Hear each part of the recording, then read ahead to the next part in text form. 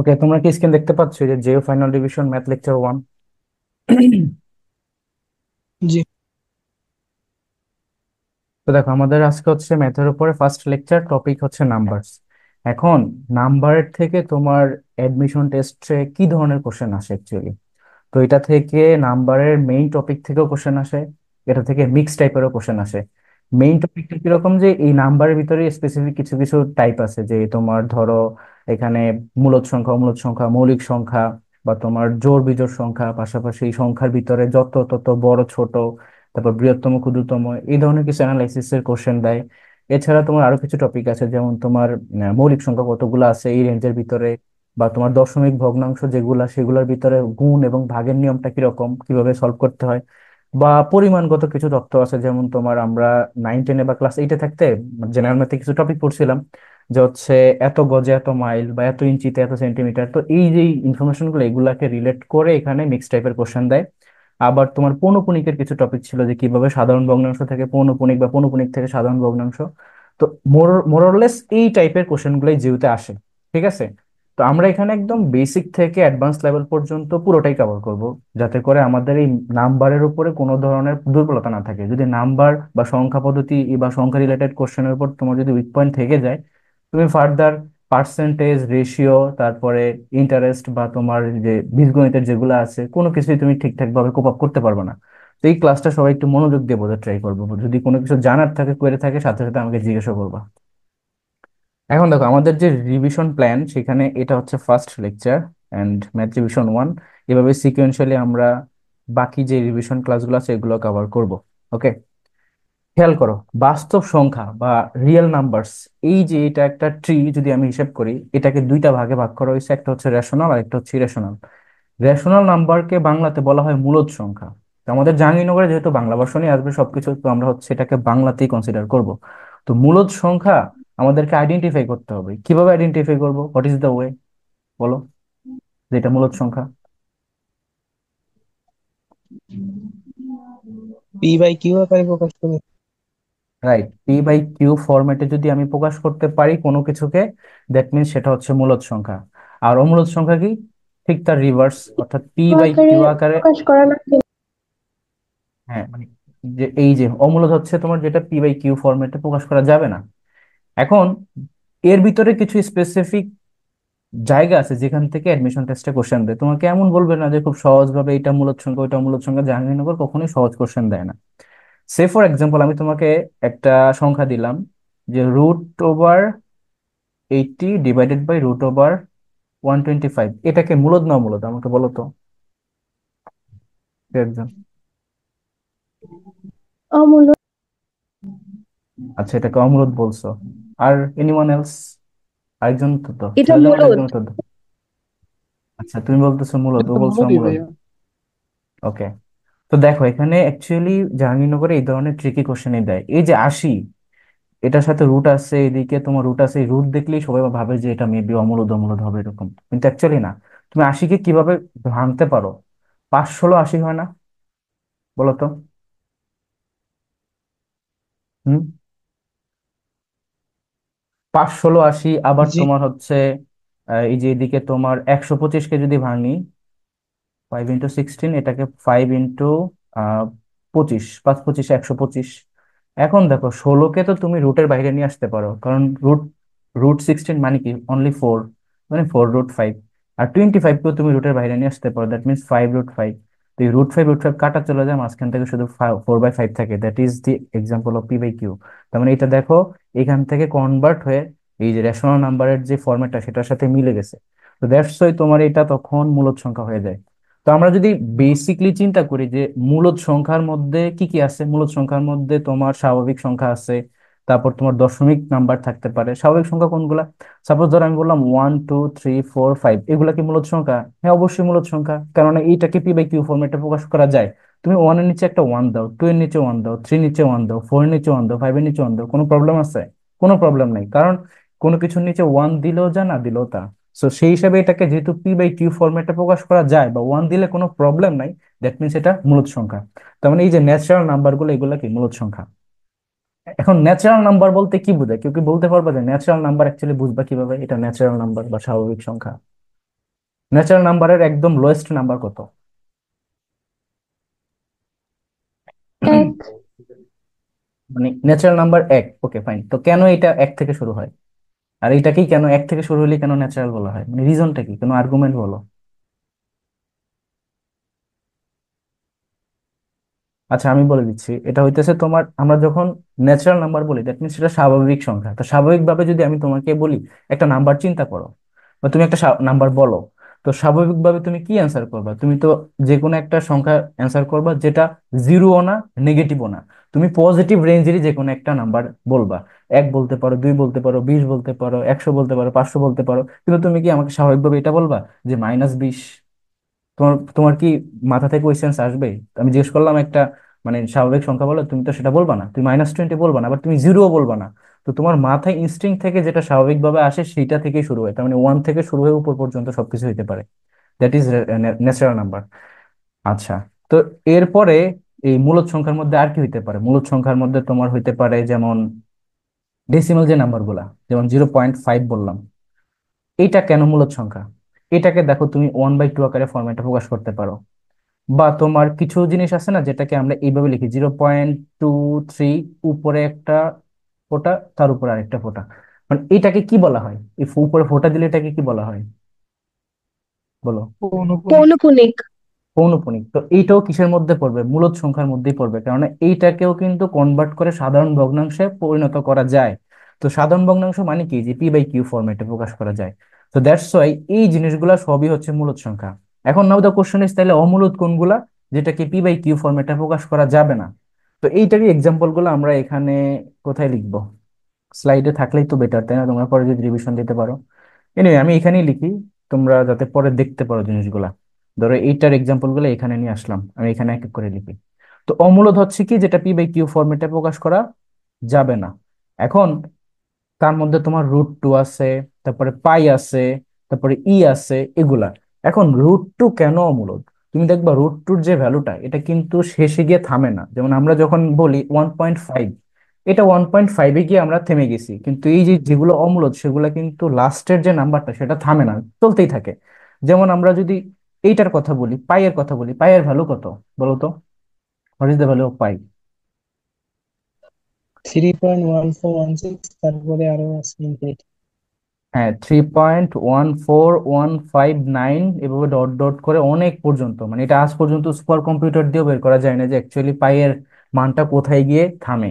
So এই জন্যই এটা হচ্ছে তোমার অমূলদ। তুমি এটাকে কখনোই কোনো একটা ভগ্নাংশ আকারে, যে উপরে একটা সংখ্যা দিলা, নিচে একটা সংখ্যা দিলা, ল বা হর আকারে প্রকাশ করতে পারবা না। বলবো যে ভাই আমরা ক্লাস 8-এ বা 9-এ থাকতে একটা পড়া পড়ছিলাম যে 22 আর 7-এর অনুপাতটাকে যদি আমি নেই তাইলে পাই পাওয়া যায়, পাইয়ের মানটা আসে। তো অ্যাকচুয়ালি 22 আর 7-এর এটাকে কেন ধরে নেওয়া হয়, এটাকে জাস্ট অ্যাজিউম করে নেওয়া হয়, এটা অ্যাকচুয়াল ভ্যালু না। এটাকে কেন অ্যাজিউম করা হয়? পাইয়ের ডেফিনেশনের জন্য। পাইয়ের যে ডেফিনেশন, সেই ডেফিনেশনটা কি বলো তো কেউ একজন? এটা হচ্ছে পাই, পাইয়ের ডেফিনেশন কি? বলো।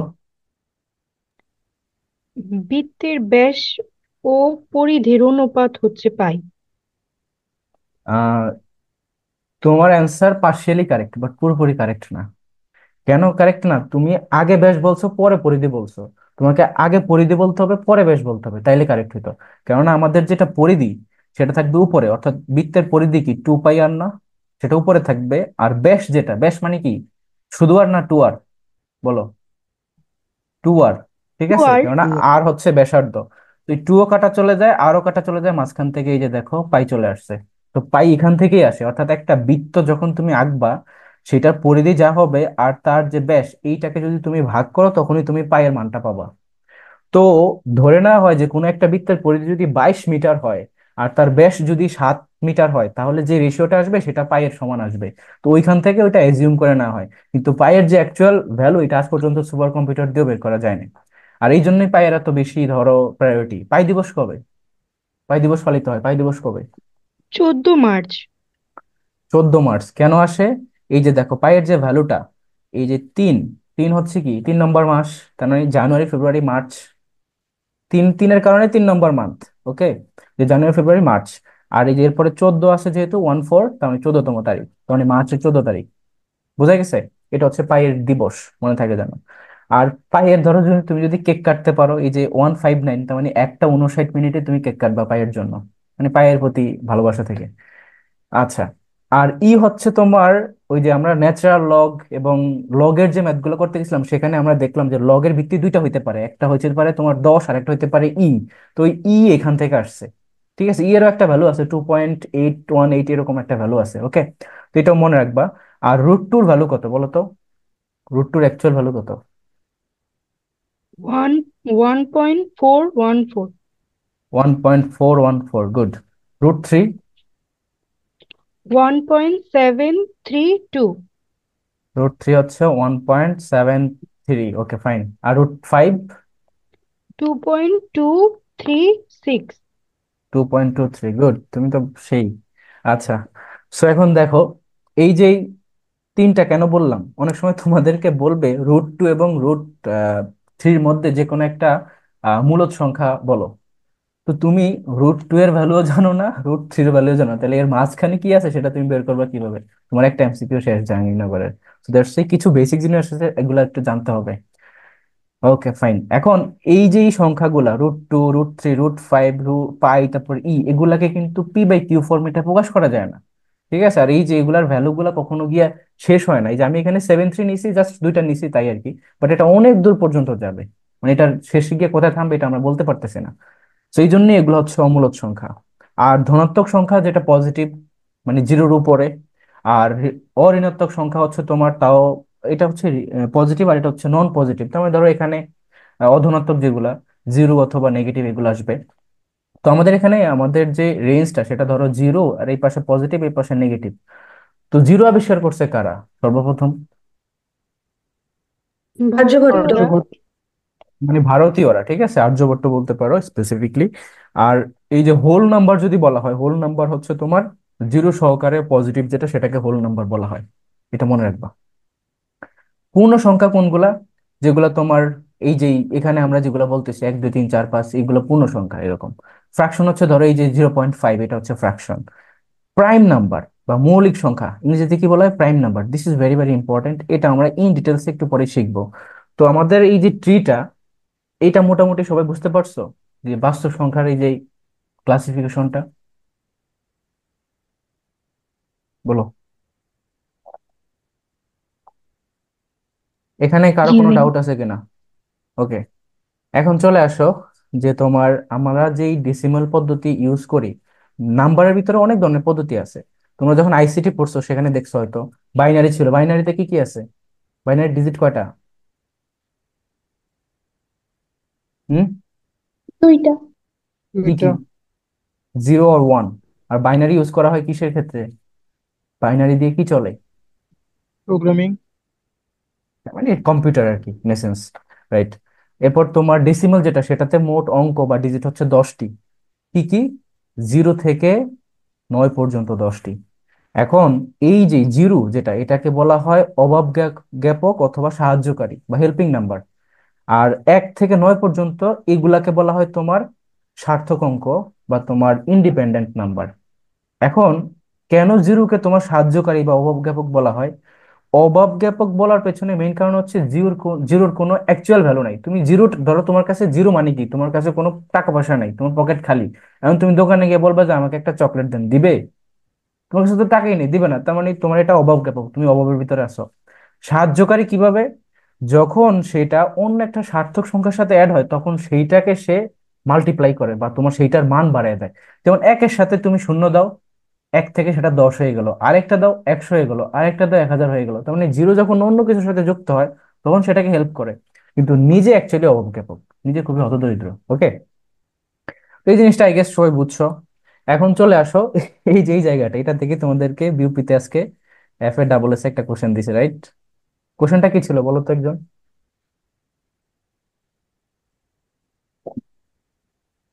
হুম? এক কোশ্চেনটা থেকে 100-এর ভিতরে দুই কয়টা?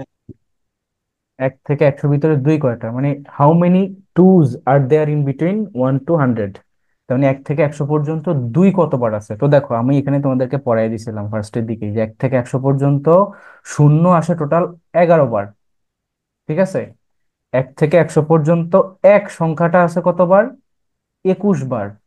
1 থেকে 100 পর্যন্ত 2 3 4 5 6 7 8 9, মানে 2 থেকে 9 পর্যন্ত সবগুলা সংখ্যা আসে 20 বার করে। তো তোমাদেরকে যখন বলছে যে হাউ মেনি টুজ, মানে দুই কতবার আসে 1 থেকে 100 পর্যন্ত, তাহলে উত্তর কি হবে? 20টি।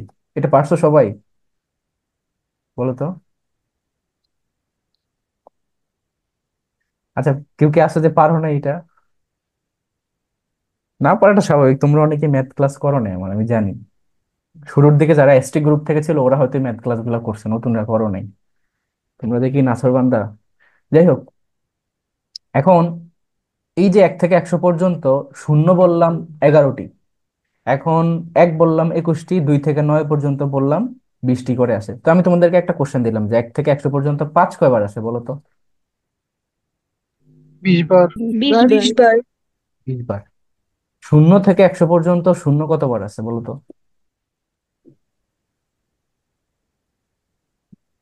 11 বার।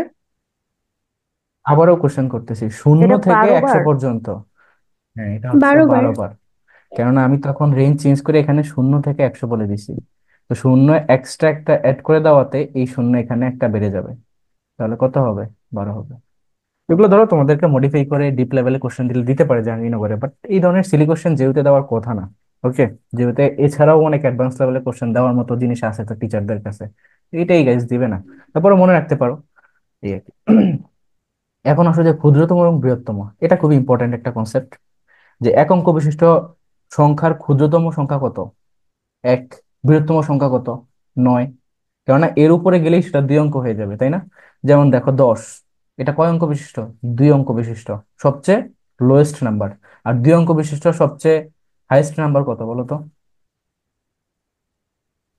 9 9। 99। 99। তো দেখো এখানে 5 অঙ্ক বিশিষ্ট ক্ষুদ্রতম সংখ্যা হচ্ছে একটা এক, চারটা শূন্য, আর বৃহত্তম সংখ্যা হচ্ছে পাঁচটা নয়। তোমাদেরকে কোশ্চেন দিতে পারে এইভাবে যে 5 অঙ্কের ক্ষুদ্রতম সংখ্যা থেকে 4 অঙ্কের বৃহত্তম সংখ্যাকে বিয়োগ করলে বিয়োগফল কত হবে বলো দেখি। পাঁচ এক। অঙ্কের 1 হবে। হ্যাঁ, 1 হবে, রাইট। দেখো 5 অঙ্কের যেহেতু আমি ক্ষুদ্রতম সংখ্যা বলছি, তাহলে সেটা কি? একটা এক, চারটা শূন্য, রাইট? 5 অঙ্ক হয়ে গেছে। আর বলছি 4 অঙ্কের বৃহত্তম সংখ্যা, তাহলে সেটা হচ্ছে চারটা নয়। তো দেখো 9999 তুমি বিয়োগ করতেছো 10,000 থেকে, তাহলে কত হবে? উত্তর 1 হবে। বাট যে আবার খুবই অ্যাডভান্স আছে, তারা অনেক সময় একই অঙ্কের ভিতরে রাখে। যদি একই অঙ্ক হয় তখন তুমি কি করবা? তখন 9 এখানে দিবা, এই 10,000কে নিচে আনবা, তখন সেইভাবে বিয়োগ করবা। কথা বোঝা গেছে? তো খেয়াল রাখবা যে কোশ্চেন কিভাবে দিছে। তারা সবসময় যে এই সিলি কোশ্চেনই দিবে এরকমও নাও হইতে পারে, একদম অ্যাডভান্স ক্যালকুলেশনের ম্যাথ দিতে পারে। এরপর চলে আসে যে মূলদ এবং অমূলদের কনসেপ্টটাতে, আমরা ওইখানে অনেক কিছু ডিটেলসে বলছিলাম, তো এখানে আমাদের বেশি একটা সময় লাগবে না। তারপরে দেখো যে মূলদ সংখ্যা হচ্ছে যে সকল সংখ্যাকে পি বাই কিউ আকারে প্রকাশ করা যায়, ওই সকল সংখ্যাকে রেশনাল নাম্বার বা মূলদ সংখ্যা বলে। সকল মূলদ সংখ্যার সেটকে কিউ দ্বারা প্রকাশ করা হয়। আচ্ছা, তো এই যেই সংখ্যাগুলো দেখতে পাচ্ছ 1 2 3, এগুলো ন্যাচারাল নাম্বার, তার মানে 1-এর নিচে 1 দিলে কোনো সমস্যা নাই, পি বাই কিউ হয়ে যায়। 3-এর নিচে 1 দিলে কোনো সমস্যা নেই, রেশনাল হয়ে যায়। 0.5 এটাকে তুমি ইজিলি 1/2 লিখতে পারতেছো। 2/3 এটা তো এমনিতেই পি বাই কিউ ফরম্যাটে আছে। সো দ্যাটস, এগুলো সবই হচ্ছে মূলদ সংখ্যা। আর অমূলদ কোনগুলা? যেমন √2, পাই এবং ঠিক আছে। এছাড়া দেখো সকল মৌলিক সংখ্যার বর্গমূল এবং ঘনমূল সবসময় অমূলদ সংখ্যা। যেমন মৌলিক সংখ্যার সবচেয়ে ছোট সংখ্যা কি বলতো? সবচেয়ে লোয়েস্ট মৌলিক সংখ্যা কি? 2। 2। 2। 2। 2। দুইয়ের উপরে রুট থাকলেও যেই, এবং ঘন, যেটা ঘনমূল সেটা থাকলেও একই কথা। এগুলো সবসময় মূল সংখ্যা হবে। 2 3 5 7, তারপর 11 13, এভাবে করে। তো দেখো এখন আমরা মৌলিক সংখ্যার ভিতরে চলে আসি, এটাকে ইংরেজিতে বলা হয় প্রাইম নাম্বারস। দুই ব্যতীত সব জোড় সংখ্যা যৌগিক। তার মানে 2 হচ্ছে একমাত্র জোড় সংখ্যা যেটা কিনা মৌলিক, তাই না? এই কথাটার অপোজিট কথাটা তো এটাই, যে 2 ব্যতীত সব জোড় সংখ্যা যৌগিক এবং 2 হচ্ছে একমাত্র জোড় মৌলিক সংখ্যা। কেননা বাদ বাকি যত মৌলিক সংখ্যা আছে সবই বিজোড়। যেমন দেখো তুমি হিসেব করে দেখো, 3 5 7 11 13 17, 23, ঠিক আছে, 29, এগুলো সবই কি বিজোড় না? তো অসীম পর্যন্ত সবগুলো সংখ্যাই বিজোড় মৌলিক, শুধুমাত্র দুই একটাই আছে যেটা কিনা জোড়। আর দুই হচ্ছে একমাত্র মানে সবচেয়ে ক্ষুদ্রতম মৌলিক সংখ্যা, এর নিচে আর কোনো মৌলিক সংখ্যা নাই। আর মৌলিক সংখ্যার ডেফিনিশনটা কি কি বলতে পারবা? ক্ষুদ্রতম জোড় মৌলিক সংখ্যা না ভাইয়া? হ্যাঁ, এই যে ক্ষুদ্রতম মৌলিক সংখ্যা হলো জোড় মৌলিক সংখ্যা। হ্যাঁ বলো। যে সংখ্যাটা শুধু এক আর ওই সংখ্যা ছাড়া অন্য কোনো সংখ্যা দিয়ে ভাগ যাবে না, ওই সংখ্যাগুলোই হলো মৌলিক সংখ্যা। রাইট, অর্থাৎ যে সংখ্যা শুধু এক এবং ওই সংখ্যা দ্বারাই তোমার ভাগ যাবে, এটাই মৌলিক সংখ্যার ডেফিনিশন। গুড। তো 1 থেকে 100 পর্যন্ত মৌলিক সংখ্যা আছে কতগুলা? দেখো 25টি। এবং তাদের যোগফল কত? সামেশনটা হচ্ছে 1060। এটা টোটস্থ রাখবা, খুব ইম্পর্টেন্ট। যে 1 থেকে 100 পর্যন্ত 25টা মৌলিক সংখ্যা আছে এবং তাদের তাদের যোগফল হচ্ছে 1060, এবং আমাদেরকে এই প্রত্যেকটা 25টা সংখ্যায় মনে রাখতে হবে। এখন আমরা কি সবগুলো মুখস্থ করবো এক এক করে? না, আমরা টেকনিক দিয়ে মনে রাখবো। দেখো, এই যে 1 থেকে 10 পর্যন্ত, এই মাহি তুমি এখানে এটা কি আঁকছো বলো তো? তুমি এটা রিমুভ করতে পারো? চোখে পড়তেছে খুব দিস থিং। আচ্ছা, দেখো, এই তো গুড, থ্যাংক ইউ। এখন দেখো 1 থেকে 10 পর্যন্ত চারটা মৌলিক সংখ্যা আছে, দ্যাট ইজ 2, 3, 5, 7।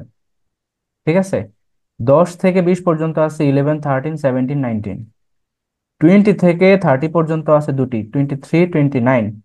এবং 30 থেকে 40 পর্যন্ত আছে দুটি, 31 and 37।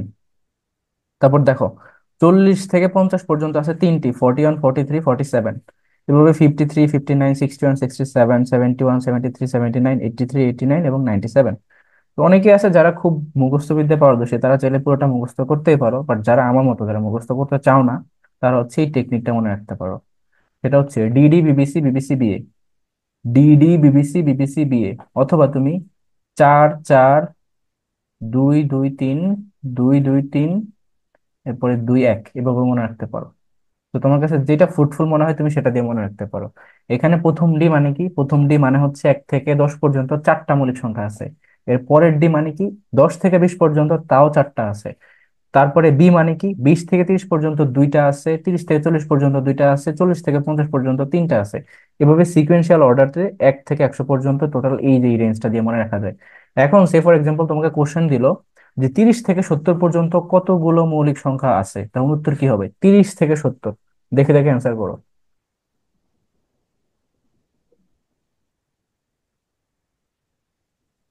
30 থেকে 70 পর্যন্ত কতগুলো আছে? কয়টা? 9টা।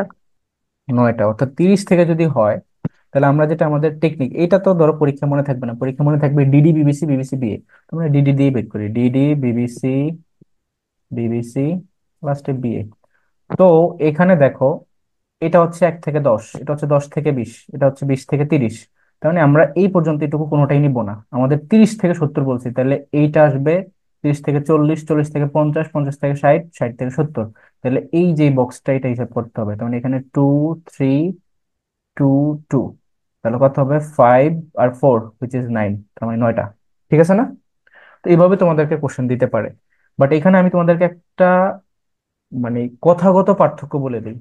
যখন বলবে তোমার ধরো 10 থেকে 20, আর একটা হচ্ছে উম আচ্ছা, এটা আমাদের কোশ্চেন সলভ করার ক্ষেত্রে পাবো, আমরা এখন না বলি।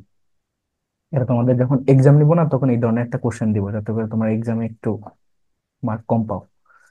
এনিওয়ে, দেখো মৌলিক সংখ্যা বের করা বা চেনার উপায়টা কি, এটাকে ইংরেজিতে বলা হয় ডিভিজিবিলিটি টেস্ট। বিউপির যখন ম্যাথ করেছিলাম তখন এটা তোমাদেরকে শিখাইছি, বাট স্টিল এখানে আমি আবারও বলতেছি। দেখো, যে সকল মানে তুমি মৌলিক সংখ্যা বুঝবা কিভাবে, যেটা হচ্ছে এক এবং ওই সংখ্যা দ্বারাই ভাগ যাবে, অন্য কোনো নাম্বার দিয়ে ভাগ যাবে না। তো অন্য নাম্বার কি আছে ডেসিমাল পদ্ধতিতে? দুই থেকে মানে 2, 3, 4, 5, 6, 7, 8, 9, 10, 11 এগুলোই তো আছে, তাই না? তো তুমি দুই দিয়ে সংখ্যাটা ভাগ যাবে কি যাবে না এটা বুঝবা কিভাবে? যদি ভাগ যায় তাহলে সেটা মৌলিক না, বাদ হয়ে গেল। 3 দিয়ে ভাগ গেলে সেটা মৌলিক না, 4 দিয়ে গেলে মৌলিক না, 5 দিয়ে গেলে মৌলিক না। মানে এর ভিতরে যে কোনো একটা দিয়ে যদি ভাগ যায়, তাহলে আর সেটা মৌলিক থাকবে না। তো আমরা বুঝবো কিভাবে যে ভাগ যাবে কি যাবে না? তো চেক করার তো মেথড আছেই। দুই দিয়ে তোমার কোন কোন সংখ্যাগুলো ভাগ যাবে? সকল জোড় সংখ্যা দুই দ্বারা ভাগ যাবে। তো যদি কোনো একটা সংখ্যা জোড় হয়, সে ফর এক্সাম্পল 250, এটা কি মৌলিক সংখ্যা হবে? দেখেই তো বোঝা যাচ্ছে এটা দুই দিয়ে ভাগ যাবে, জোড় সংখ্যা। তাহলে এটা মৌলিক সংখ্যা না, বাদ। অপশন থেকে এটা বাদ। এরপর ধরো একটা সংখ্যা বললাম 165, ঠিক আছে, এটা কি 3 দ্বারা ভাগ যাবে? বলো। এখন 3 দ্বারা ভাগ যাবে কি যাবে না, সেটার টেকনিকটা হচ্ছে এটা, যে sum of the digits are divisible by 3। অর্থাৎ এই যে আমি সংখ্যাটা দিলাম অপশন বি তে 165, এই সংখ্যাটার ভিতরে যে ডিজিট গুলো আছে 1, 6 এবং 5, এদের যোগফল কত? 6 আর 1 7, আর 7 5 কত, 12 না? তো 12 কি 3 দ্বারা ভাগ যায়? এই যে দেখো, sum of the digits are divisible by 3। যদি 3 দ্বারা ওইটার সামটা মানে ডিজিট গুলার সামটা ডিভিজিবল হয়, তাহলে ওই পুরো সংখ্যাটা 3 দ্বারা ডিভিজিবল হবে, যে কোনো সংখ্যা পৃথিবীতে। তো দেখো, আমি এটা যোগ করে দেখতে পাচ্ছি যে 12 হয়, 12 তো 3 দ্বারা ভাগ যায়, তার মানে এটাও 3 দ্বারা ভাগ যাবে। আর যেহেতু 3 দ্বারা ভাগ যাচ্ছে, তাহলে এটা আমাদের মৌলিক সংখ্যার ভিতরে নাই, অপশন বিও বাদ। এবং 4-এর ক্ষেত্রে মেথডটা কি, যে লাস্ট দুইটা ডিজিট তোমার 4 দ্বারা যদি ডিভিজিবল হয়, তাহলে এরকম। যেমন ধরো আমি বললাম 2024, এটা কি 4 দ্বারা ডিভিজিবল কিনা কিভাবে বুঝবা? এটা এমনিতেই বোঝা যায় যে এটা হচ্ছে তোমার অ্যাকচুয়ালি 2 দ্বারাই ডিভিজিবল, কিন্তু তারপর আমরা যদি দেখি, যেমন দেখো লাস্টের যে দুইটা সংখ্যা 24 আছে, তো 4 6 24 4 দ্বারা ডিভিজিবল হয়ে যায়, তেমন এটাও বাদ। 5-এর ক্ষেত্রে তো একদম ইজি, শেষে অবশ্যই 5 এবং 0 থাকতে হবে, তাইলে সেটা 5 দ্বারা ডিভিজিবল হয়ে যাবে। তো কোনো একটা সংখ্যা বললাম যে তোমার 2050, হ্যাঁ 2050, তো এটা কি আর তোমার মৌলিক সংখ্যা হবে? নো ওয়ে, কারণ 5 দ্বারা ভাগ চলে যাচ্ছে, শেষে 0 অথবা 5 থাকলে 5 দ্বারা সেটা ডিভিজিবল, মানে এটাও বাদ। 6-এর ক্ষেত্রে রুলসটা কিভাবে অ্যাপ্লাই করব, যে সংখ্যাটা একই সাথে 2 এবং 3-এর দুইটা রুলসই স্যাটিসফাই করে। যেমন ধরো আমি একটা সংখ্যা বললাম, এখানে দেখো 165, এটা তো 2-এর রুলস স্যাটিসফাই করে না, তার মানে এটা কিন্তু 6 দ্বারা ডিভিজিবল হবে না। আমি বললাম ধরো যে কোনো একটা সংখ্যা, কি বলতে পারি,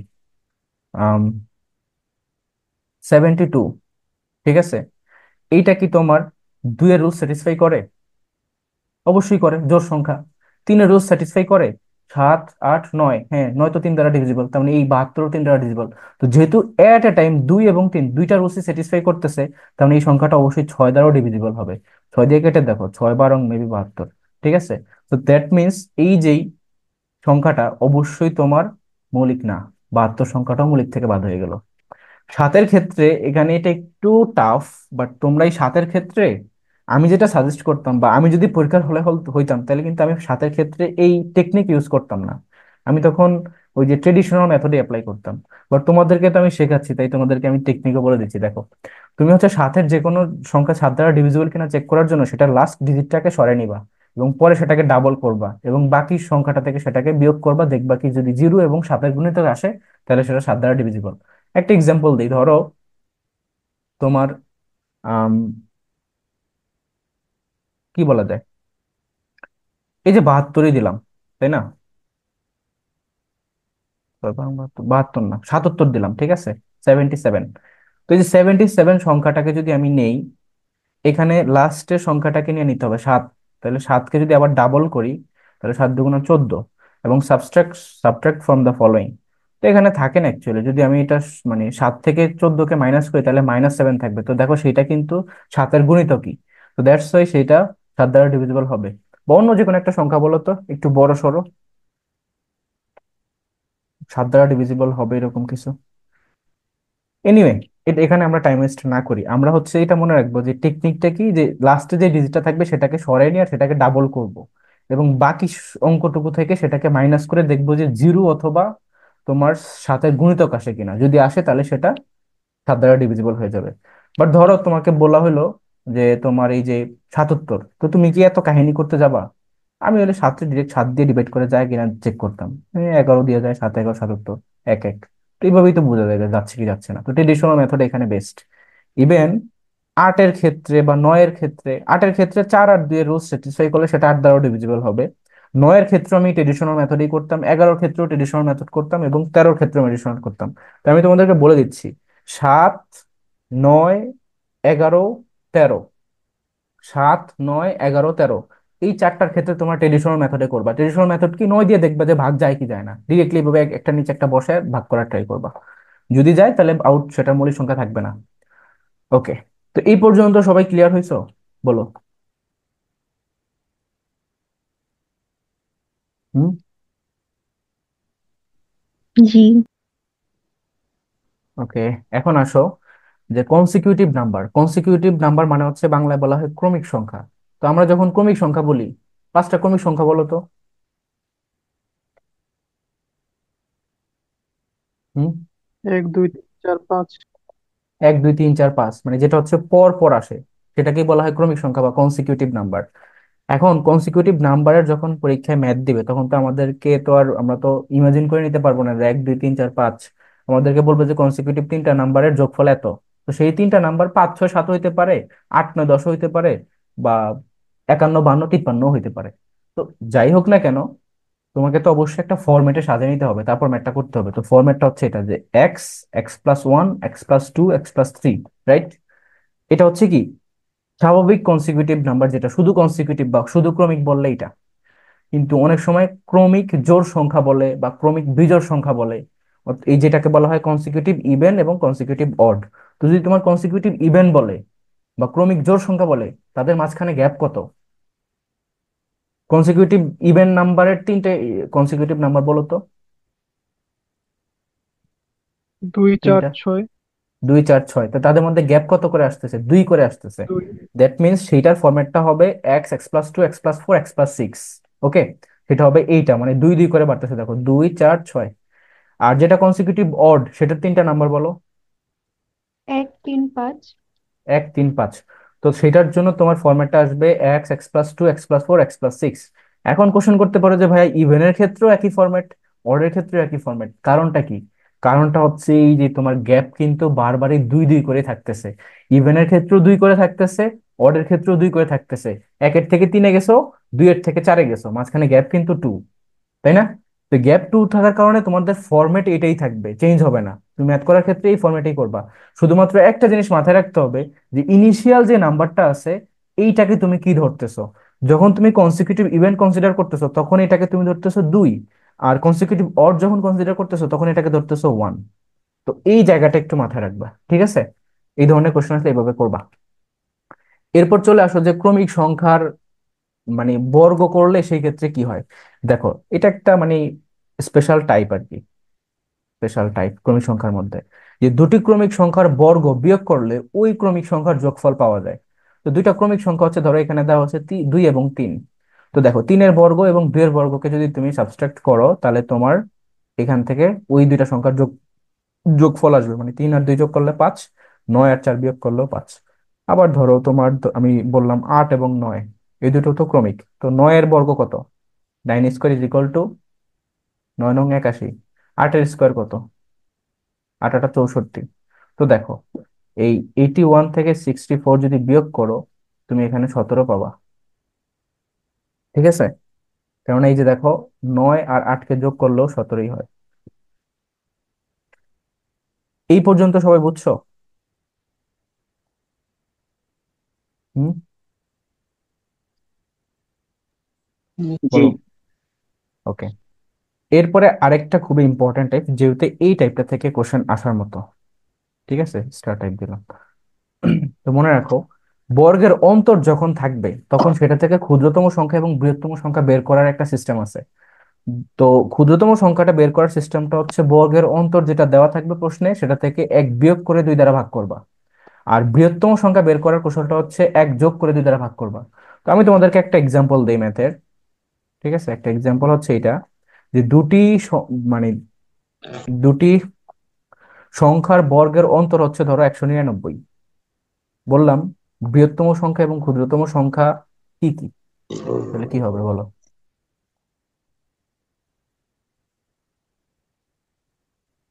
বর্গের অন্তর বললাম 199, তাহলে বৃহত্তম এবং ক্ষুদ্রতম সংখ্যা কি কি হবে? 99 আর 100। রাইট। ক্ষুদ্রতম সংখ্যাটা হবে কি? 199 minus one divided by two, এটা দিবে হচ্ছে তোমার 198/2, হুইচ ইজ 99। আর যেটা বৃহত্তম সংখ্যা, সেটা কি হবে?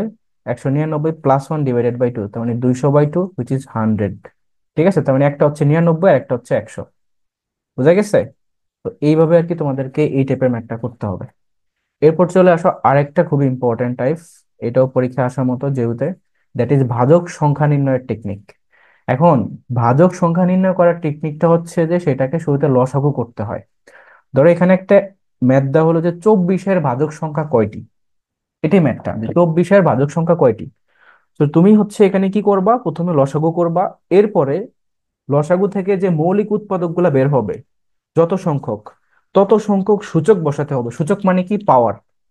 এবং সেটা থেকে ভিত্তিটাকে বাদ দিতে হবে। যেমন দেখো, এখান থেকে ধরো 2 টু দি পাওয়ার 3 এবং এখানে 3 টু দি পাওয়ার 1। ভিত্তিটাকে যদি বাদ দেই তাহলে 2 চলে যাবে, 3 চলে যাবে, উপরে 3 থাকবে, উপরে 1 থাকবে। এই যে পাওয়ার 3 আর 1, এইটার সাথে পরবর্তীতে এক যোগ করে ফাইনালি তোমাকে গুণ করতে হবে। তাহলে স্টেপ গুলা মনে রাখবা, কোনোটা কিন্তু ভুললে চলবে না। শুরুতে তোমাকে লসাগু করতে হচ্ছে, এরপর লসাগু করে মৌলিক উৎপাদক গুলা কি কি দেখবা সেটাকে সূচক আকারে লিখবা, দেন ভিত্তিটাকে ভুলে যাবা, সূচকের সাথে এক যোগ করে গুণ করবা। এটা হচ্ছে প্রসেস।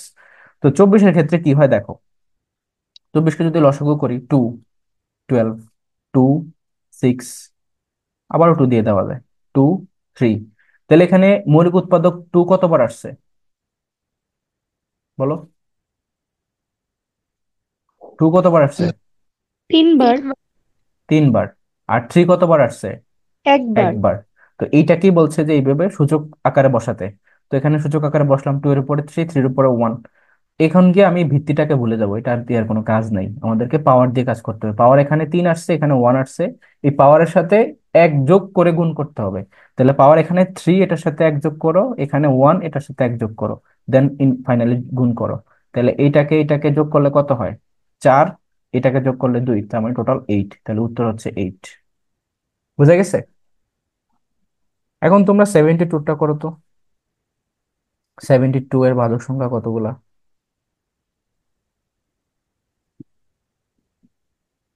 করো তোমরা?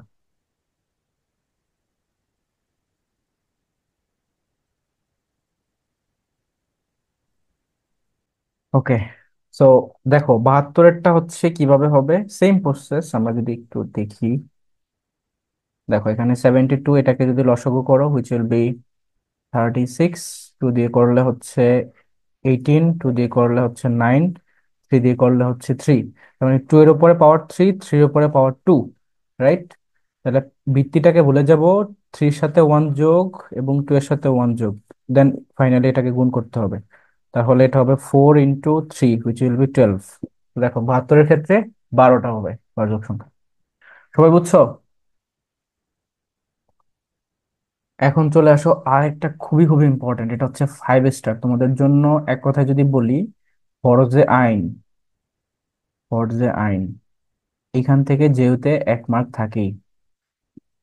মানে যে দশমিক সংখ্যার গুণ এবং ভাগের মেথড কিভাবে করতে হয়, তো একটু বোঝার ট্রাই করো। এখানে দশমিক সংখ্যার গুণ এবং ভাগ তোমাদেরকে কিন্তু ক্যালকুলেটর ইউজ করতে দেবে না, তার মানে তোমাকে অবশ্যই টেকনিক্যালি আগাইতে হবে।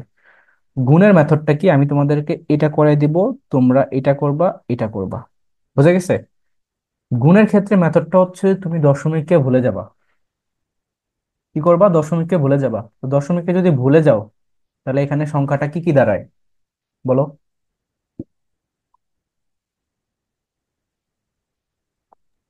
0.0। 0 পয়েন্ট কেমনে? আমি তোমাকে অ্যান্সার জিজ্ঞেস করছি, আমি বলছি ধরো যদি এখানে দশমিক না থাকে তাহলে সংখ্যা দুইটা কি কি কি কি হয়? দুইটা এক সংখ্যা না আর এখানে, দুই 1 আর 2। 1 1 আর 2, সো তুমি হচ্ছে এই 1 আর 2-কে গুণ করবা ডিরেক্ট। তাহলে 1 আর 2-কে গুণ করলে কত হয়? 2 হয়। 2। ওকে। এখন গুণ করার পরে, মানে দশমিককে ভুলে গিয়ে গুণ করার পরে গিয়ে তুমি দশমিককে স্মরণ করবা। এখানে দশমিক কয় ঘরে আছে? প্রথমটাতে কয় ঘরে আছে দশমিক? 1 ঘর। 0.1 1 ঘর আছে। এখানে কয় ঘর আছে পরেরটাতে? 2 ঘর।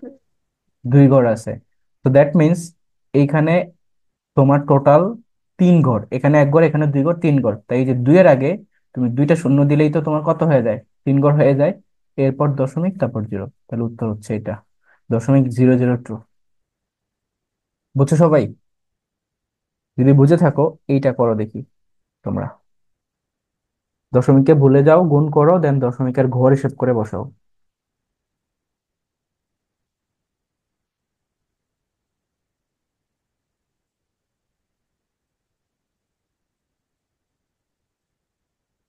বাকিরা কই আজকে ক্লাসে? 0.4018। 0 পয়েন্টের পরে শূন্য কয়টা? 4টা। 4টা 0। ওকে, দেখি হয়েছে কিনা। আমরা এখানে দশমিককে ভুলে যাবো, তাহলে এটা হবে 6, এটা হবে 3, তার মানে 6 আর 3-কে গুণ করলে 18 হবে আমাদের। সো এ হচ্ছে 18। আর এখানে 2 ঘর, এখানে 4 ঘর, তার মানে টোটাল হচ্ছে 6 ঘর। সেখানে তো দুইটা অলরেডি আছে, আরো চারটা শূন্য দিয়ে দশমিক। তাহলে এটা হচ্ছে উত্তর। হ্যাঁ, তোমাদেরটা কারেক্ট। পরেরটা করো দেখি।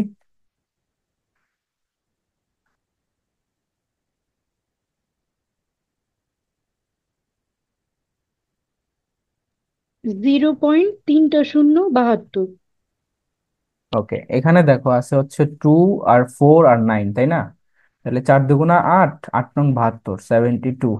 এখানে আছে 2 ঘর, এখানে আছে 3 ঘর, টোটাল 5 ঘর। আর এটাতে তো কোনো দশমিকই নাই, তাই না? তো 5 ঘর যদি হয়, অলরেডি দুইটা আছে, তারপর তিনটা শূন্য, এরপর দশমিক। হ্যাঁ, এটাও কারেক্ট। এখন চলে আসো ভাগের মেথডে, যে ভাগ কিভাবে করবা। ঠিক আছে, তো ভাগ করার জন্য উম ভাগ করা মেথডটা হচ্ছে যে তুমি সংখ্যাটাকে এইভাবেই তো দেওয়া থাকবে পরীক্ষায়, পাশাপাশি দেওয়া থাকবে, তুমি এটাকে উপর নিচে আকারে লিখে ফেলবা। ওকে, যেমন ধরো উপরে 0.03 আর নিচে হচ্ছে 0.0006, এটাই তো আছে, রাইট? এখন ভাগ করার ক্ষেত্রে মেথড হচ্ছে যে উপরে এবং নিচে ঘর সমান করতে হবে। তো উপরে কয় ঘর আছে আমাকে বলো তো। 2 ঘর। নিচে কয় ঘর আছে? 4 ঘর। 4 ঘর। 4 ঘর। এখন যেহেতু নিচে বেশি উপরে কম, তার মানে উপরে আমাদেরকে ঘর বাড়াইতে হবে। এখন উপরে ঘর কিভাবে বাড়াবা, কি ওয়ে আছে বলো? শূন্য দিয়ে, ডানে 2টা শূন্য দিয়ে। রাইট, আমি ডানে দুইটা শূন্য দিলাম। এখন ডানে যদি শূন্য দেওয়া হয় দশমিক সংখ্যার ক্ষেত্রে, তাহলে কি মানের কোনো পরিবর্তন হয়? 0.03 যেই কথা, এরপরে 0.000000 হাজার জিরো দাও, কোনো প্রবলেম আছে মানের? বলো। না। কোনো প্রবলেম নাই। তো দেখো, আমি 0 0 দিয়ে ঘর সমান করে নিলাম। এখন হচ্ছে তুমি আগের মেথড, দশমিককে ভুলে যাও। দশমিককে ভুলে গেলে উপরে কি হবে এটা? 300। 300। আর নিচে কত হবে? 6। 6। এখন 6 দিয়ে 300-কে কাটলে কত হয়? 50, রাইট? তাহলে উত্তর হচ্ছে 50। আর এইটা তোমরা নিজেরা করো, এখানে উপরের দুইটা আছে গুণ, নিচের দুইটা আছে গুণ, আর মাঝখানে ভাগ।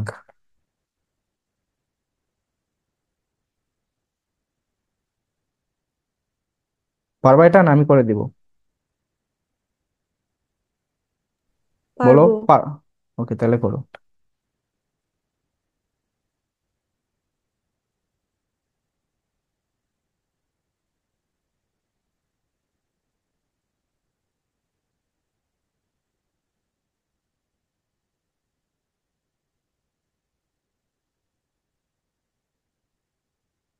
দেখো, আমি 0 0 দিয়ে ঘর সমান করে নিলাম। এখন হচ্ছে তুমি পারবা এটা না আমি করে দিব? করতে আমার লাইফ অনগোয়িং, ঠিকঠাক আছে।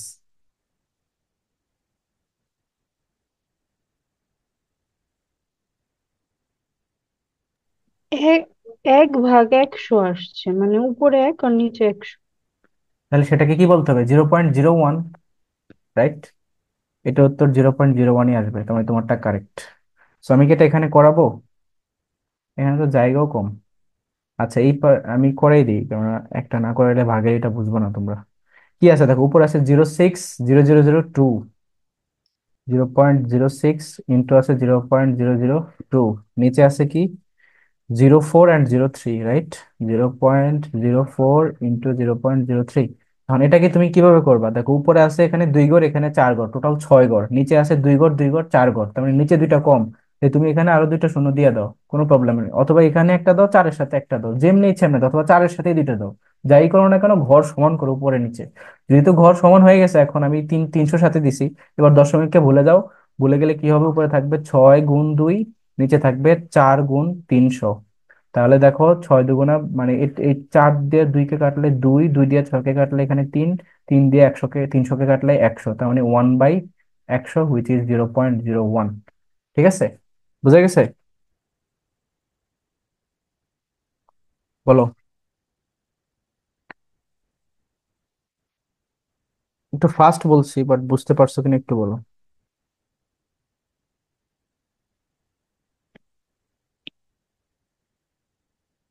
এই, তোমরা কি আমার কথা শুনতেছো? জি, বুঝতে পেরেছি। ওকে, ফাইন।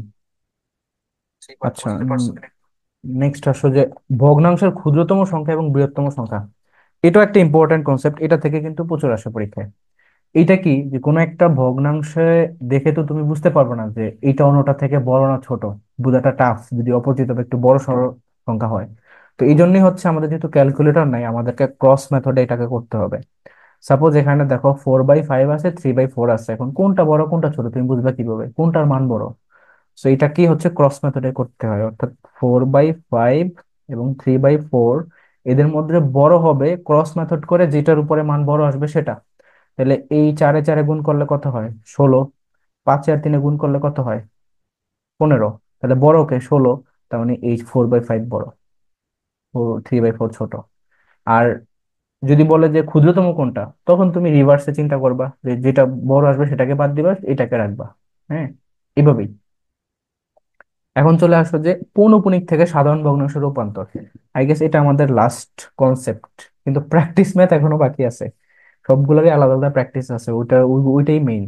এখন দেখো, পৌনঃপুনিক থেকে সাধারণ ভগ্নাংশের রূপান্তর থেকে যেহেতু কোশ্চেন আসে, আবার আসে না, কিন্তু আমরা রিস্ক নিব না, যদি চলে আসে তখন কি হবে। তো পৌনঃপুনিক মানে কি, 0.24 পৌনঃপুনিক, অর্থাৎ 24242424 করে এটা আসতেই থাকে। এটাকে কি বলা হয়, এটাকে বলা হয় অসীম আবৃত দশমিক সংখ্যা। কি বলা হয়, অসীম আবৃত দশমিক। ঠিক আছে। যেমন দেখো, পৌনঃপুনিক এই দুইটার উপর আছে, এই দুইটা বারবার রিপিটেডলি আসবে। আবার এখানে 0.2345, 3 আর 4 5 এর উপরে আছে, তাহলে এখানে পৌনঃপুনিক অ্যাকচুয়ালি কয়টার উপরে আছে বলো তো? তিনটার উপরে। তিনটার উপরে। তিনটার উপরেই আছে। হ্যাঁ, যদি এখানে 4 এর মাঝখানে 5 2 এগুলো অনেকগুলো সংখ্যা থাকতো, তখন সেগুলাকে নিয়েও হইতো, মানে পৌনঃপুনিক দুইটা রেঞ্জে থাকলেই হলো, ভিতরে সবগুলো সেটার মধ্যে মানে কনসিডার করা হবে। তাহলে দেখো 2 এর উপরে নাই, যেহেতু 2, শুধু 2 থাকবে, বাকি সবগুলা এই যে 3 4 5 3 4 5 3 4 5 3 4 5 করে রিপিটেডলি আসতেই থাকবে, আসতেই থাকবে। আচ্ছা, আর এটা কি তোমার মৌলিক নাও মূলদ নাও মূলদ বলো তো? অফকোর্স মূলদ। মূলদ কারণ সংখ্যা। কারণ এটাকে দেখো আমরা সাধারণ ভগ্নাংশে রূপান্তর করতেছি, একটু পরে করব, কারণ এটা মূলদই হবে। তো এখানে ভগ্নাংশের ক্ষেত্রে দুইটা জিনিস থাকে, উপরে থাকে কি বলো, আর নিচে থাকে কি? উপরে থাকে হচ্ছে লব, নিচে থাকে হচ্ছে হর, রাইট? এটাকে বলা হয় নমিনেটর, আর নিচেরটাকে বলা হয় ডিনোমিনেটর। সো হরের ক্ষেত্রে কি করব, বা নিচে আমরা কি করব যখন এইভাবে রূপান্তর করব, নিচে হচ্ছে আমরা দশমিকের ডানে যতগুলো সংখ্যার উপর পৌনঃপুনিক আছে ততগুলো সংখ্যক নয় বসাবো। আবার দশমিকের ডানে যতগুলো সংখ্যার উপর পৌনঃপুনিক নাই তত সংখ্যক জিরো বসাবো। তো এই যে সংখ্যাটা, এটাকে তুমি সাধারণ ভগ্নাংশে রূপান্তর করবা, 0.24, দুইটার উপরে পৌনঃপুনিক আছে। তাহলে আমাদের হরে আমি কি কি কি বসাবো বলো? দশমিকের ডানে যতগুলো সংখ্যার উপর পৌনঃপুনিক আছে তত সংখ্যক নয় বসাবো। তাহলে এখানে কয়টার উপরে আছে? দুইটার উপর। তাহলে দুইটা নয়। আবার বলছি, দশমিকের ডানে যতগুলো সংখ্যার উপর পৌনঃপুনিক নাই তত সংখ্যক জিরো। তাহলে এখানে জিরো কয়টা বসাবো?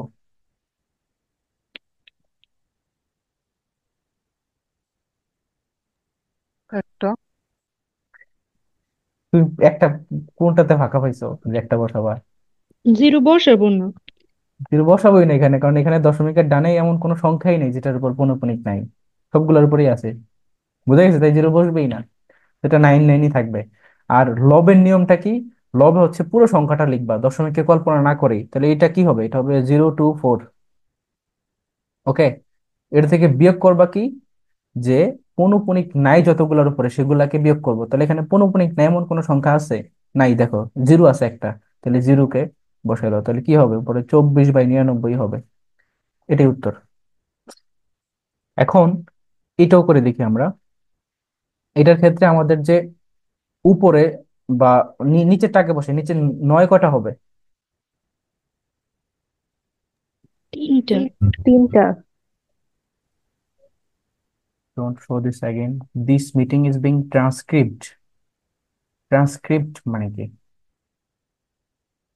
ওটা দেখ, মেবি এটা ইয়ে কি সাবটাইটেল দেখায়। সেখানে নিচে তিনটা নয় হবে, আর শূন্য কয়টা হবে? একটা। একটা হবে, কারণ এই যে একটার উপরে পৌনঃপুনিক নাই, দ্যাটস ওয়াই। আর উপরে কি বসাবা, উপরে পুরো সংখ্যাটাকে বসাবা, 2 3 4 5। এই কে জানি আনমিউট করছো, আমার ওখানে ভিডিও ছেড়ে রাখছো, অফ করো। এখন মাইনাস করবা কি বলো তো এখান থেকে? 2 কে। 0 আর 2। 0 আর 2, ঠিক আছে, মানে দুইকেই। জিরো তো আছে সেই হিসাবে কি, মানে তুমি যদি জিরো সহ ধরো তাহলে তোমার মেথডটা মাথায় থাকবে। এখন ধরো সাপোজ এখানে জিরোর জায়গায় ওয়ান আছে, তখন কনফিউশনে পড়ে যাচ্ছে ওয়ানকে কি করবো কি করবো না। পুরোটা কি করতে হবে, কারণ উপরে দশমিকের কোনো কাজ নেই, উপরে দশমিক ছাড়া হিসাব। বোঝা গেছে? তো দ্যাটস এটা কত হবে, এটা হবে 2343 ডিভাইডেড বাই 9990। এই এটাই হবে উত্তর। এখন চলে আসো যে আমরা প্র্যাকটিস ম্যাথে চলে আসি, নিচের কোনটা মৌলিক সংখ্যা, করো দেখি কোনটা হবে। 47। 47। 91 যে মৌলিক সংখ্যা না, কেন মৌলিক সংখ্যা না? 91 মৌলিক, 91 আর 97। 91 মৌলিক সংখ্যা না, কেন না বলো? কি দিয়ে ভাগ যায়? হুম, মনে রাখবা যখন কোনো কিছু তুমি দেখে আর বুঝতে পারতেছো না তখন চেক করবা কি কি দিয়ে, 7 দিয়ে, 9 দিয়ে, 11 দিয়ে, 13 দিয়ে, এগুলো দিয়ে চেক করবা। যখন তোমার স্বাভাবিক কমন সেন্স দিয়ে তুমি বুঝতে পারতেছো না তখন এই অ্যাডভান্স কমন সেন্স হচ্ছে এই তিনটা দিয়ে করবা। 7, 9, 11, 13। তো 91 কি 7 দিয়ে যায়? দেখো তো, 7, 13, 91, নামটা পড়ো নাই?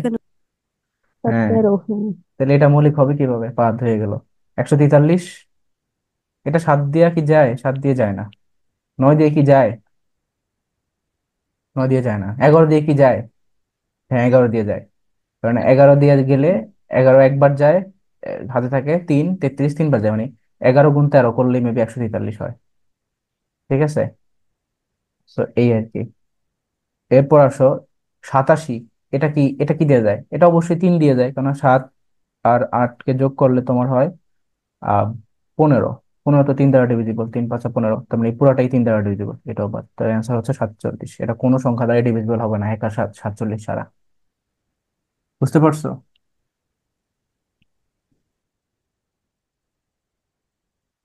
এখন চলে আসো পরেরটাতে। 1 থেকে 30 পর্যন্ত কয়টি মৌলিক সংখ্যা আছে বলো দেখি?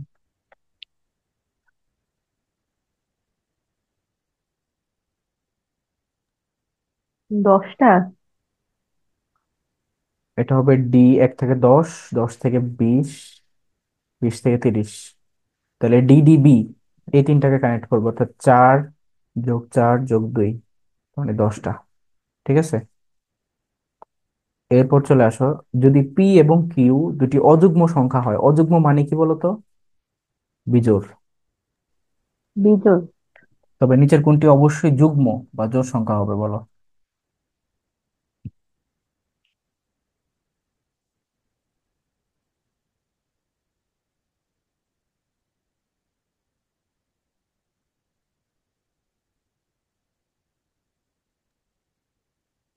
এই ধরনের যখন কোশ্চেন আসবে তখন আমরা কি করব তাহলে বলো তো? তাহলে P+Q হবে। P+Q।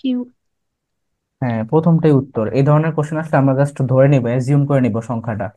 পি এবং কিউ দুইটি বিজোড় সংখ্যা বা অযুগ্ম সংখ্যা যেহেতু, তাহলে পি কত? 1। কিউ কত? 3। যে কোনো দুইটা বিজোড় সংখ্যা তুমি ধরে নিতে পারো না? অবশ্যই পারো। তো 1 আর 3 ধরে তো বেস্ট, সবচেয়ে ছোট যেহেতু। তো এবার দেখো, 1+3 4। এই যে জোড় সংখ্যা চলে আসছে, নিচের কোনটি যুগ্ম সংখ্যা, তাহলে এটাই উত্তর, বাকিগুলো টেস্ট করার দরকারই নেই। এরপর চলে আসো এটাতে, -1 থেকে কত বিয়োগ করলে বিয়োগফল শূন্য হবে? -1। -1। -1, কারণ অনেকেই এক অ্যান্সার করবে। তুমি যদি -1 থেকে 1 মাইনাস করো তাহলে সেটা কিন্তু -2 হয়ে যায়। এই জন্য -1 থেকে এটা আমাদেরকে এখনো মাইনাস আমার করতে। ভুল যায় কেন জানি। এখনো বল যায় তোমার? -1 বিয়োগ এখনো করলে তখন কি +1 দেবে? করে ফেলি। আর পরীক্ষা আসতে করো না। এটা বলো, √2 মূলদ মাথায় কাজ সংখ্যাটির, করে যে মাইনাসে প্লাসে মাইনাস। এটার আসন্ন মান কত বলো? ঘ নাম্বারটা। হুম হুম, আবার বলো। 2 নাম্বারটা স্যার, ক ক 1.214। খ নম্বরটা উত্তর, অর্থাৎ √2 এর ভ্যালু হচ্ছে 1.414, √3 ভ্যালু হচ্ছে 1.73। √5 এর ভ্যালু হচ্ছে 2.23 এরকম। ঠিক আছে, তারপর তাহলে চলে কত আসো। পর্যন্ত এটা মুখস্থ করব? এই তিনটাই আর লাগবে না, এই তিনটাই জাস্ট। একটি সংখ্যা 301 থেকে যত বড় 381 থেকে তত ছোট, সংখ্যাটি কত? তো এটা হচ্ছে যত ততর ম্যাথ। যত তত, তো যত ততর ম্যাথ আসলে কিভাবে করতে হয়, মানে এখানে বলছে কি ছোট সংখ্যাটি বের করতে, না তাহলে কিভাবে করতে হয়, দুইটা সংখ্যাকে যোগ করতে হয়, দেন 2 দ্বারা ভাগ করতে হয়। তাহলে কি হবে, 301 যোগ 381 ডিভাইডেড বাই 2, এটা কত হবে, 682/2, হুইচ উইল বি 341। তাহলে সঠিক উত্তর হচ্ছে 341। বোঝা গেছে? কেন 341 হচ্ছে মাঝখানের সংখ্যা। তুমি দুইটা সংখ্যা, মানে যত বড় তত ছোট, তাহলে এই জিনিসটা কি, এটা একটা মিডল সংখ্যা না? মিডল সংখ্যা মানে কি, গড়। তো এই যে এইটা এটাকে যোগ করে 2 দ্বারা ভাগ। বুঝছো সবাই? জি ভাইয়া। জি স্যার। তারপরে এটা করো, এই 5টি ক্রমিক পূর্ণ সংখ্যার সমষ্টি দেওয়া আছে 35, বৃহত্তম পূর্ণ সংখ্যাটি কত?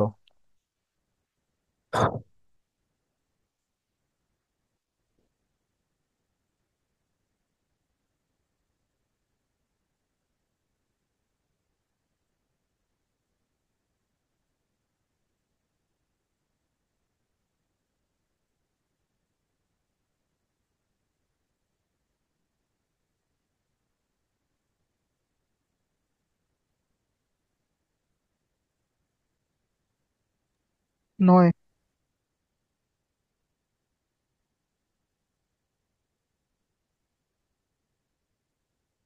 আচ্ছা, এটা বলছো 9।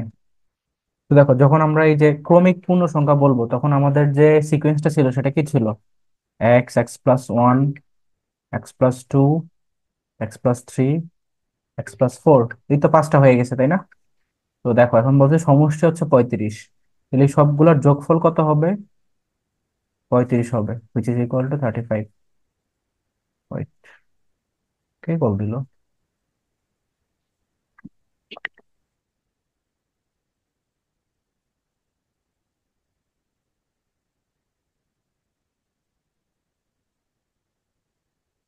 Not a call.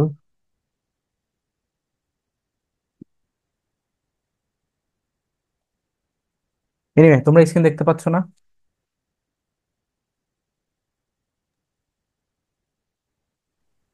জি দেখা যাচ্ছে। ওকে, তো দেখো এখানে এই যে এটাকে যদি আমরা যোগ করি তাহলে কত হবে, 5x প্লাস 1 2 3 4, এগুলাকে যোগ করলে কত হবে বলো? 10 10। Is equal 10। টু 35। তাহলে 5x is equal two 25, that means x equal to only 5।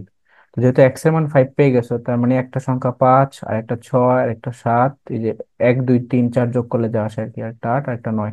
তাহলে বড় সংখ্যাটা হচ্ছে 9। এরপর এটা করো, তিনটি ক্রমিক পূর্ণ সংখ্যার গুণফল হচ্ছে 120, সংখ্যা তিনটির যোগফল কত? এখন এখানে ক্রমিক সংখ্যার কি দেওয়া আছে, গুণফল দেওয়া আছে। তো মনে রাখবা, একটু আগেরটা ছিল সমষ্টি বা যোগফল, আর এখানে ক্রমিক সংখ্যার গুণফল। তো এখন কিন্তু তুমি যে x+2 এইভাবে ধরে করলে হবে না। এখন মেথডটা হচ্ছে কি, এখন হচ্ছে তোমাকে লসাগু করতে হবে। তো করতে পারবে এটা? আচ্ছা, আমি করে দিচ্ছি। দেখো এই যে এটাকে 120কে যদি তুমি লসাগু করো, 2 দিয়ে করলে 60, 2 দিয়ে করলে হচ্ছে তোমার 30, 15, 3 দিয়ে করলে 5। তো দেখো একটা আসছে 5, এই দুইটাকে গুণ করলে হবে 6, এই দুইটাকে গুণ করলে হবে 4। মানে 4 5 আর 6, এই তিনটা হচ্ছে গিয়ে তোমার ক্রমিক পূর্ণ সংখ্যা, যেগুলোর গুণফল হচ্ছে 120। বুঝা গেছে?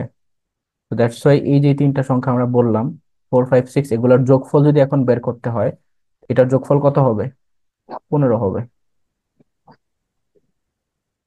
তো যদি ক্রমিক সংখ্যার গুণফল আসে যোগফল আসে, কিভাবে করতে হবে এখন মনে থাকবে? বলো। গুণফল আসলে কিন্তু ভুলেও ওই সিকোয়েন্স সাজিয়ে করতে যাবে না, কারণ তখন সেটা করতে গেলে তোমার এই যে কি বলে, x³ চলে আসবে। তো x³ যদি চলে আসে, ওইটাকে তুমি সলিউশন করতে তোমার মিনিমাম হলো মানে 15 20 মিনিট লাগে যাবে। তো তুমি পরীক্ষা দিবা নাকি 15 20 মিনিটে এই একটা এমসিকিউ সলভ করবা? সেই জন্য এটা একটু ক্রুশিয়াল। ঠিক আছে, আচ্ছা, নেক্সট খেয়াল করো এই ম্যাথটা। দুটি সংখ্যার সমষ্টি দেওয়া আছে 70 এবং অন্তরফল দেওয়া আছে 10। তাহলে বড় সংখ্যাটি কত? তো যখন সমষ্টি এবং অন্তর্ফল দেওয়া থাকবে তখন আমরা বড় সংখ্যা বের করার জন্য সূত্রটা ইউজ করব কি, যে দুইটা সংখ্যার যোগফল সমষ্টি, সরি, ওয়েট, বড় সংখ্যাটা বের করবো হচ্ছে দুইটা সংখ্যাকে আবার সমষ্টি করে 2 দ্বারা ভাগ, আর ছোট সংখ্যাটা বের করবো হচ্ছে দুইটা সংখ্যাকে বিয়োগ করে, মানে অন্তর বের করে 2 দ্বারা ভাগ। তাহলে এখানে 70 আর 10 দেওয়া আছে, এই দুইটাকে যদি যোগ করো তাহলে হবে 40, মানে 80/2 হচ্ছে 40। আর এটা হবে গিয়া তোমার 70 - 10 ÷ 2, এটা হবে 30। কেননা এই যেই 60 হয় সেটাকে 2 দ্বারা ডিভাইড করলে 30 হয়ে যাবে। তো বুঝতে পারতেছো যে কিভাবে করতে হবে, যখন দুটি সংখ্যা সমষ্টি এবং অন্তরফল দেওয়া থাকবে সেখান থেকে বড় সংখ্যা বের করার কৌশল হচ্ছে ওই দুইটাকে আবার যোগ করে 2 দ্বারা ভাগ, আর ছোট সংখ্যা বের করার কৌশল হচ্ছে দুইটাকে বিয়োগ করে 2 দ্বারা ভাগ। তাহলে এখানে বড় সংখ্যা চাইছে, তাহলে সেটার উত্তর হচ্ছে 40, ক নম্বর। 10 নম্বর ম্যাথটা তোমরা পারবা, আমি তোমাদেরকে ওইখানে ক্লাসের মধ্যে করাইছি। বলো তো।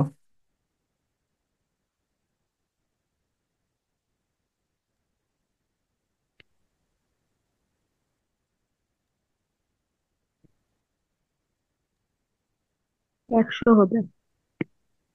এটা হবে বড় সংখ্যাটা চাইছে যেহেতু, তার মানে 100 হবে, কেননা অন্তরফল দেওয়া থাকলে এক যোগ করে 2 দ্বারা ভাগ করতে হয় বড় সংখ্যার ক্ষেত্রে, আর ছোট সংখ্যার ক্ষেত্রে হচ্ছে এক বিয়োগ করে 2 দ্বারা ভাগ। তাহলে এটা 200/2 হুইচ ইজ 100। এরপর একটা করো, 5 অঙ্কের ক্ষুদ্রতম সংখ্যা এবং 4 অঙ্কের বৃহত্তম সংখ্যার অন্তর কত? এটাও সেকেন্ডের মধ্যে উত্তর দেওয়ার কথা তোমাদের। এক। এক। এক। হ্যাঁ, এটা হচ্ছে 1, অর্থাৎ তোমার 1 দিয়ে 4টা শূন্য, 5 অঙ্কের ক্ষুদ্রতম সংখ্যা এবং 4টা 9, 4 অঙ্কের বৃহত্তম সংখ্যা বিয়োগ করলে 1 হবে। 72 সংখ্যার ভাজক সংখ্যা কত? এটা ওই সময় করছো, 12টা আসছে তাই না? এটা করো দেখি।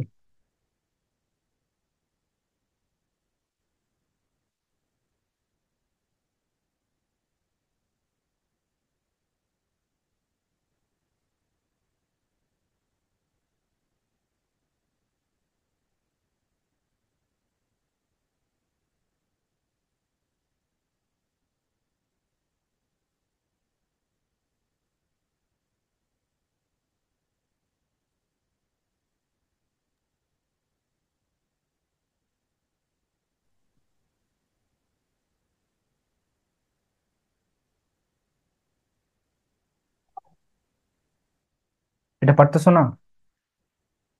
এটা কি ক হবে? হ্যাঁ, এটা উত্তর হবে এটা। মনে রাখবা, এই যে বর্গমূল, যেটা বর্গমূল, বর্গমূল করার ক্ষেত্রে যখন দশমিক সংখ্যাকে বর্গমূল করো তখন সেটা মানে বড় হয়ে যায়। এই যে এই সংখ্যাটার যে ভ্যালু তার থেকে এই সংখ্যাটার ভ্যালু বেশি না? এটা বড় না? অবশ্যই বড়। তো মনে রাখবা, নর্মাল স্বাভাবিক সংখ্যাকে যদি তুমি রুট ওভার করো বা বর্গমূল করো সেটা ছোট হয়, কিন্তু দশমিক সংখ্যাকে রুট ওভার করলে সেটা মানে বড় হয়ে যায়, কিন্তু দেখতে আবার আকারে ছোট হয়ে যায়। তো এই যে এখানে দেখো 4 সংখ্যা আছে, এটা 2 সংখ্যা হয়ে যাবে, আর 9কে রুট করলে 3, তাহলে এটাই উত্তর। বুঝে গেছে? ঠিক তেমনি তুমি ধরো এই যে 0.03 কে যদি স্কোয়ার করতা, তখন আবার সেটা দেখতে বড় হয়ে যেত কিন্তু মানে ছোট হয়ে যেত, অর্থাৎ 0.000 হয়ে যেত, মানে এটাতে কনভার্ট হতো। আচ্ছা, এটা কি হবে? এখানে স্কোয়ার হচ্ছে, তো এটা কি হবে বলো? 3 যেহেতু তার মানে 6টা হবে, স্কোয়ার যেহেতু তার মানে 4 আসবে, তাহলে এই যে এটা উত্তর। বোঝা গেছে? ভাইয়া আগেরটা আর একটু বোঝাই দেন। মানে দশমিক সংখ্যাকে যখন তুমি বর্গমূল করবা তখন সেটা মানে বড় হবে। মানে বড় হওয়া মানে কি, দেখতে ছোট হয়ে যাও না, জিরো কমে যাওয়া দশমিকের সাথে। এই যেখানে 0.009, আর এটা হচ্ছে 0.3, তাহলে এটা বড় না? হ্যাঁ। তো এটাই আর কি, যে দশমিক সংখ্যা এখানে 4 ঘর আছে, এটা 2 ঘর হয়ে গেছে, আর 9 হচ্ছে গিয়ে তোমার 3-এ কনভার্ট হয়েছে। আর এটারই রিভার্স মেথড হচ্ছে, এটা হচ্ছে বর্গ। তুমি দশমিক সংখ্যাকে যদি বর্গ করো তখন সেটা হচ্ছে দেখতে বড় হয়ে যাবে কিন্তু মানে ছোট হয়ে যাবে। দেখো, 3 ঘর ছিল সেটা 6 ঘরে গেছে, আর 2 4 হয়ে গেছে, ছোট হয়ে গেছে। বুঝছো এখন? জি ভাইয়া। এখানে তোমাদেরকে আরেকটা অ্যাডিশনাল ইনফরমেশন দিয়ে রাখতেছি, এটা মনে রাখবা, পরীক্ষা আসতে পারে। এই যে √/0.1 এর ভ্যালু কত বলো তো?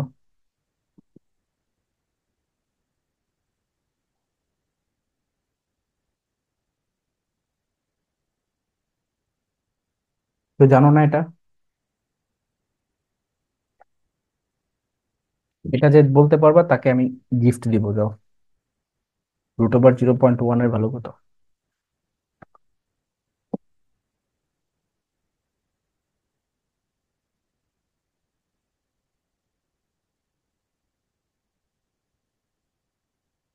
কেউ জানো না তোমাদের মধ্যে?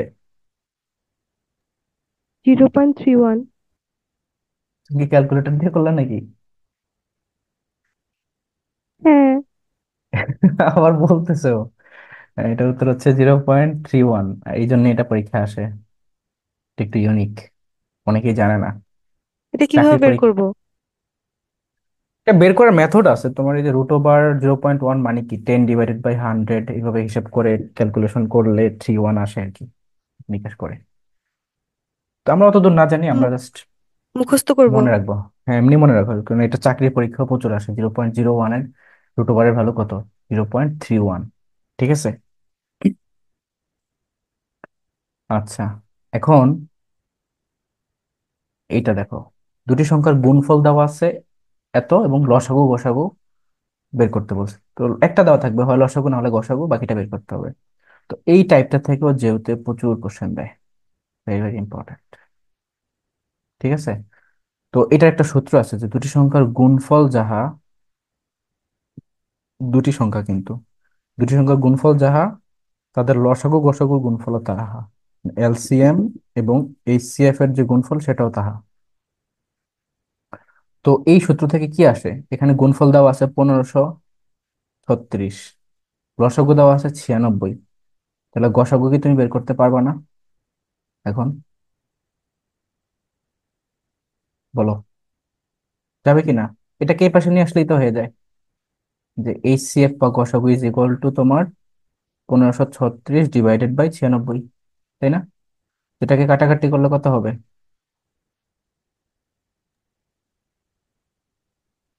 অবশ্যই 16 ষোলো হবে। আছে। কেননা 6 দিয়ে, 6-এর সাথে গুণ করলেই তোমার শেষে গিয়ে 636 আর 6 থাকে। 4-4-এর সাথে গুণ করলে 24 হয়, 2-এর সাথে গুণ করলে 12 হয়, এটা হলে 0 হয়। মানে প্রথম এখান শুধুমাত্র, থেকে এক আসছে, এরপর 24টা তো অসম্ভব আসছে। হ্যাঁ, তো এই জন্য প্রথম এইটুকু হিসাব করেই করা যায়। এটা উত্তর খ নম্বর, মানে 16 হবে। সবাই কি বুঝতে পারছো? এটা কিন্তু ভেরি ভেরি ইম্পর্টেন্ট এই টাইপটা। গুণফল দেওয়া থাকবে, অথবা তোমাকে ধরো লসাগু গসাগু দেওয়া থাকলো। লসাগু ধরো দেওয়া আছে তোমাকে এখানে, লসাগু দেওয়া আছে তোমার এখানে এই যে 96, গসাগু দেওয়া আছে 16। বলা হলো একটি সংখ্যা এত, অপরটি কত। তখনও কিন্তু একই মেথড, লসাগু গসাগু গুণফলকে তুমি ওই একটি সংখ্যা দিয়ে ভাগ করবা। এখানে এই যে XY ইজ ইকুয়াল টু তাদের লসাগু এবং গসাগু গুণফল, এটা হচ্ছে সূত্র। তো এটা মনে রাখতে পারবো না সবাই? বলো। জি, পারবো। ওকে, এইটা করো দেখি। দুটি সংখ্যার অনুপাত দেওয়া আছে 5:6, গসাগু 4 হলে লসাগু কত?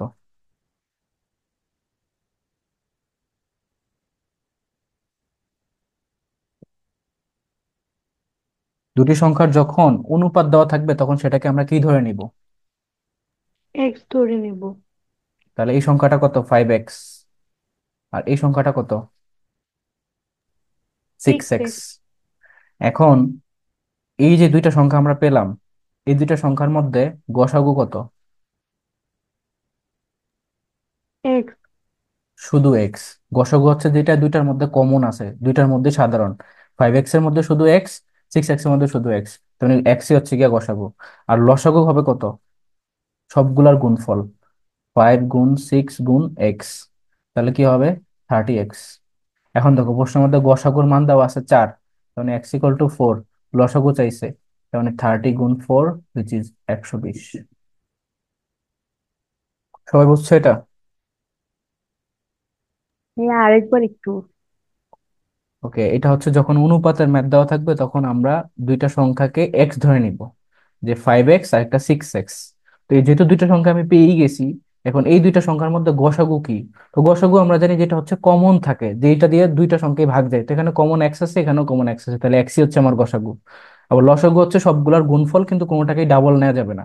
তাহলে 5, 6 আর শুধু এক্স আসবে একবার, তাহলে গুণ করলে 30x। এখন প্রশ্নের মধ্যে দেখো দেওয়া আছে যে গসাগু 4, তাহলে এক্স এর মানে তো 4, গসাগুই তো 4। তাহলে লসাগু কত হবে? 30 × 4 হুইচ ইজ 120। ক্লিয়ার এখন? জি ভাই। আচ্ছা, এইটা দেখো যে নিচের কোন ভগ্নাংশটির বৃহত্তম, এর মধ্যে কোনটা সবচেয়ে বড়। তো এখানে ক্রস মেথড অ্যাপ্লাই করব, এটা আমরা শিখলাম ক্রস মেথড। ক্রস মেথডটা কি বলে, 2/3 এর সাথে 4/7 এর কম্পেয়ার করো। তাহলে এটা হচ্ছে 14, এটা হচ্ছে 12, তার মানে বড় হচ্ছে 2/3, এটা বাদ। 2/3 সাথে 5 আর 8 কে কম্পেয়ার করো, 16, 15, তার মানে এটা বাদ। তারপর দেখো 2/3 সাথে তুমি 7 আর 11 কে কম্পেয়ার করো, তাহলে এটা 22, এটা হচ্ছে 21, তাহলে 22ই বড়, তার মানে 2/3 সবচেয়ে বড়। সবাই বুঝছো? জি ভাইয়া। ওকে। ক্ষুদ্রতম এইটাও তোমরা চাইলে করতে পারো, আমিও করে দিতে পারি, এটা তোমরা নিজেরা প্র্যাকটিস করো। এখানে জাস্ট ক্ষুদ্রতমটা রাখবা আর বৃহত্তমটাকে বাদ দিয়ে দিবা, তাহলেই হবে। আর এটা হচ্ছে যে দশমিক সংখ্যার গুণ, এটা তো পারবা। 200 1 1 1, তার মানে 200ই আসবে গুণফল। দশমিক এখানে 3 ঘর 2 ঘর 1 ঘর, তাহলে 5 6 ঘর টোটাল। এখানে তো তিনটা আছেই, এর আগে তিনটা শূন্য, তাহলে 0.0002, এটাই উত্তর, ক নম্বর। বুঝছো সবাই? জি। আচ্ছা, এইটা দেখো, এটা এখানে ভাগাকারে আছে, 0.2 × 0.3 × 0.5 ডিভাইডেড বাই আছে তোমার 0.1, 0.2, 0.02। তো আমাদের এখানে প্রথম কাজ কি বলতো, ভাগের ক্ষেত্রে প্রথম কাজটা কি? সমান করে নেওয়া। ঘর সমান করে না, তাহলে উপরে ঘর আছে 3 ঘর, নিচে আছে 4 ঘর, তাহলে উপরে একটা কম, তো যে কোনো একটার সাথে শূন্য একটা বাড়ায় নাও। তাহলে উপরে হবে 2 3, আর হবে কি 50, আর নিচে হবে কি 1 2 2। তাহলে এই টু কাটটা, এখানে 3 50 হবে গিয়ে 150, 2 দ্বারা কাটলে এটা হবে 75, তাহলে 75 উত্তর। সবাই বুঝছে এটা? জি। ওকে। এরপর দেখো, এই যে পৌনঃপুনিক থেকে সাধারণ ভগ্নাংশ রূপান্তর, তাহলে আমাদের প্রথম মেথডটা কি, নিচে হচ্ছে আমরা এখানে কয়টা নয় বসাবো, দশমিকের ডানে যে কয়টা সংখ্যার উপর পৌনঃপুনিক আছে, তাহলে কতগুলোর উপরে আছে, দুইটা। দুইটার উপরে আছে, দ্যাট মিন্স দুইটা নয়। আর জিরো বসাবো নাকি বসাবো না? দুইটা বসাবো। দুইটা জিরো বসাবো, কেননা দুইটা দশমিকের ডানের দুইটার উপরে কোনো পৌনঃপুনিক নেই, দ্যাটস ওয়াই। সো এখন যেটা বিষয়, যে উপরে আমরা পুরো সংখ্যাটাকে লিখবো, 33124, মাইনাস করব কত,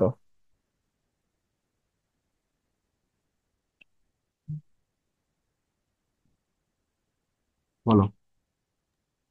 331। হ্যাঁ, আমরা হচ্ছে এখানে 331 মানে যেই কয়েকটা সংখ্যার উপর পৌনঃপুনিক নাই সেটা পুরোটাকে বিয়োগ করতে হবে, 331। তো এইটা থেকে এটাকে বিয়োগ করলে কত হয়,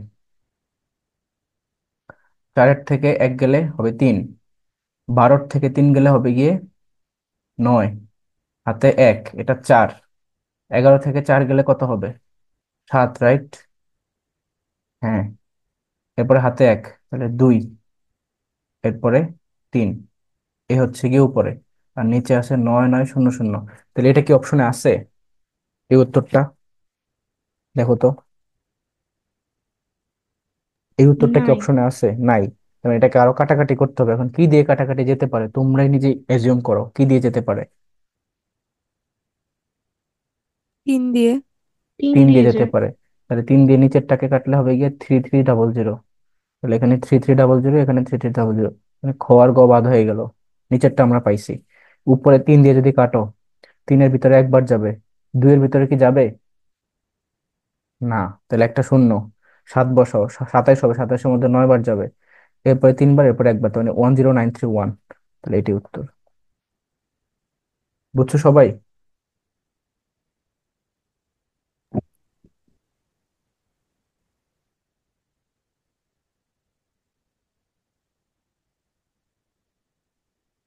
Right. আমার তখন ফোন বন্ধ হয়ে গেছিল, অনেকক্ষণ ক্লাস নিতেছিলাম তো, তাই। ওকে, এখন নেক্সটটাতে আসো।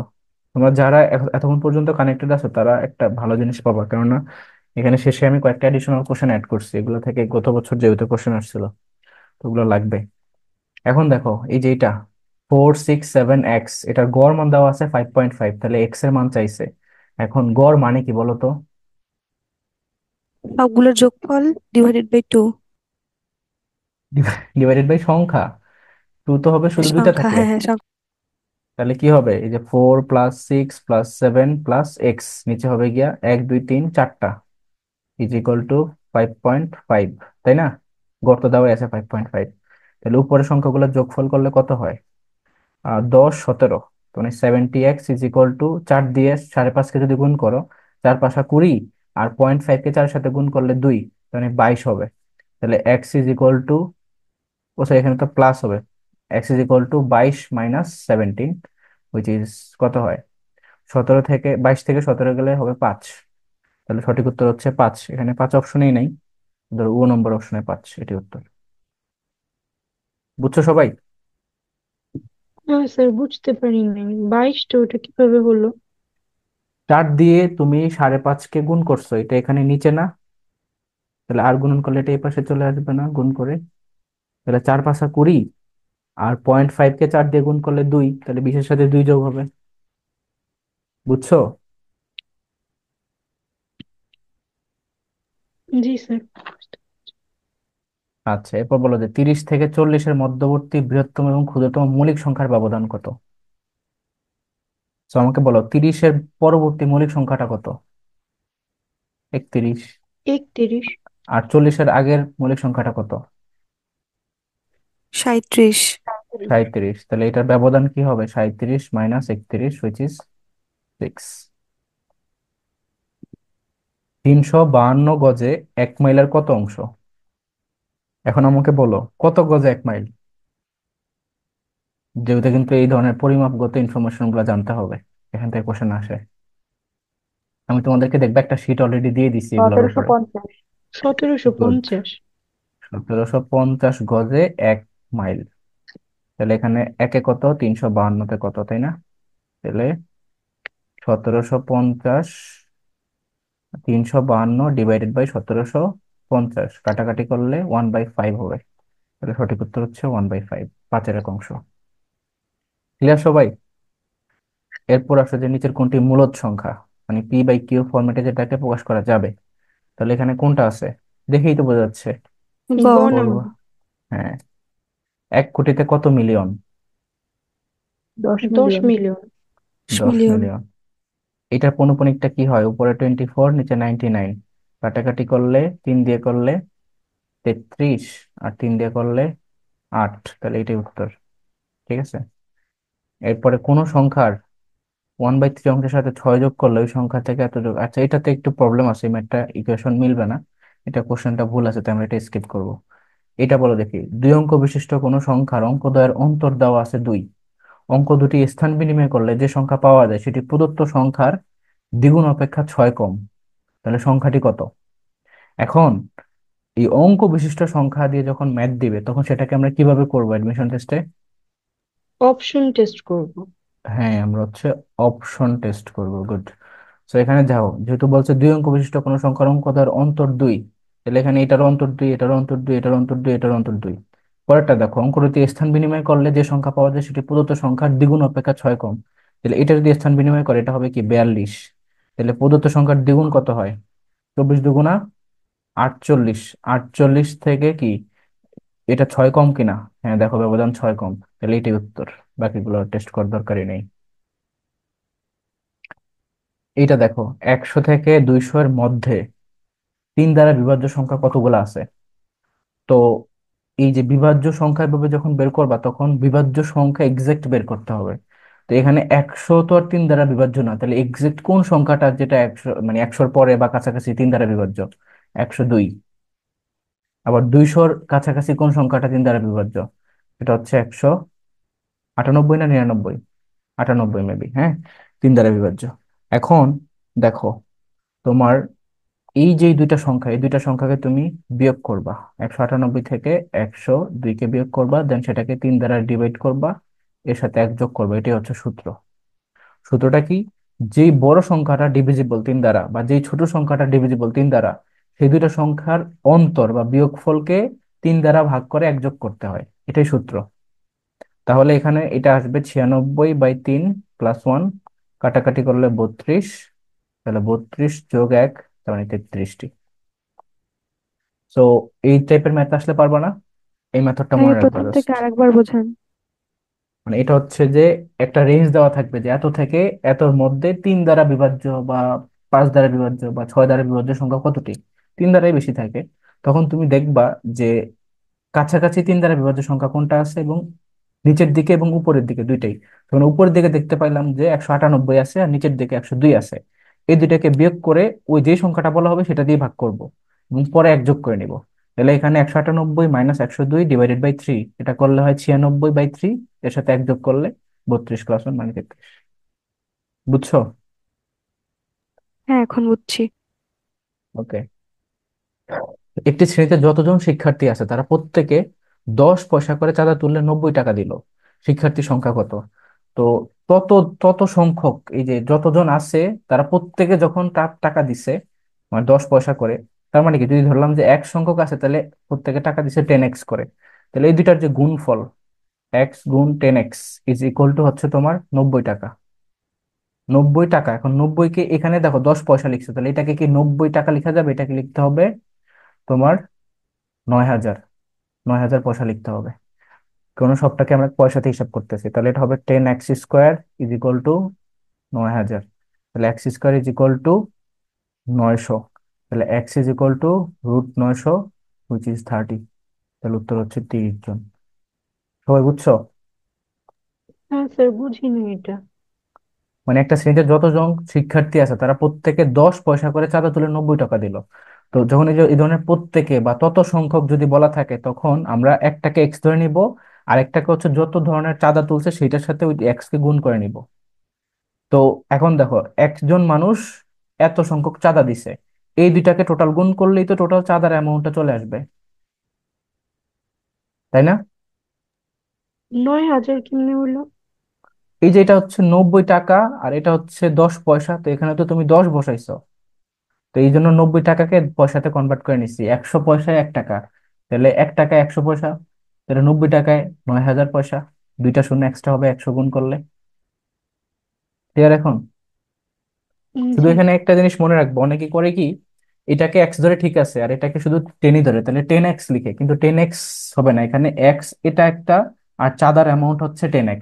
দুইটাকে গুণ করলে কিন্তু 10x² হবে, এটা মনে থাকে যেন।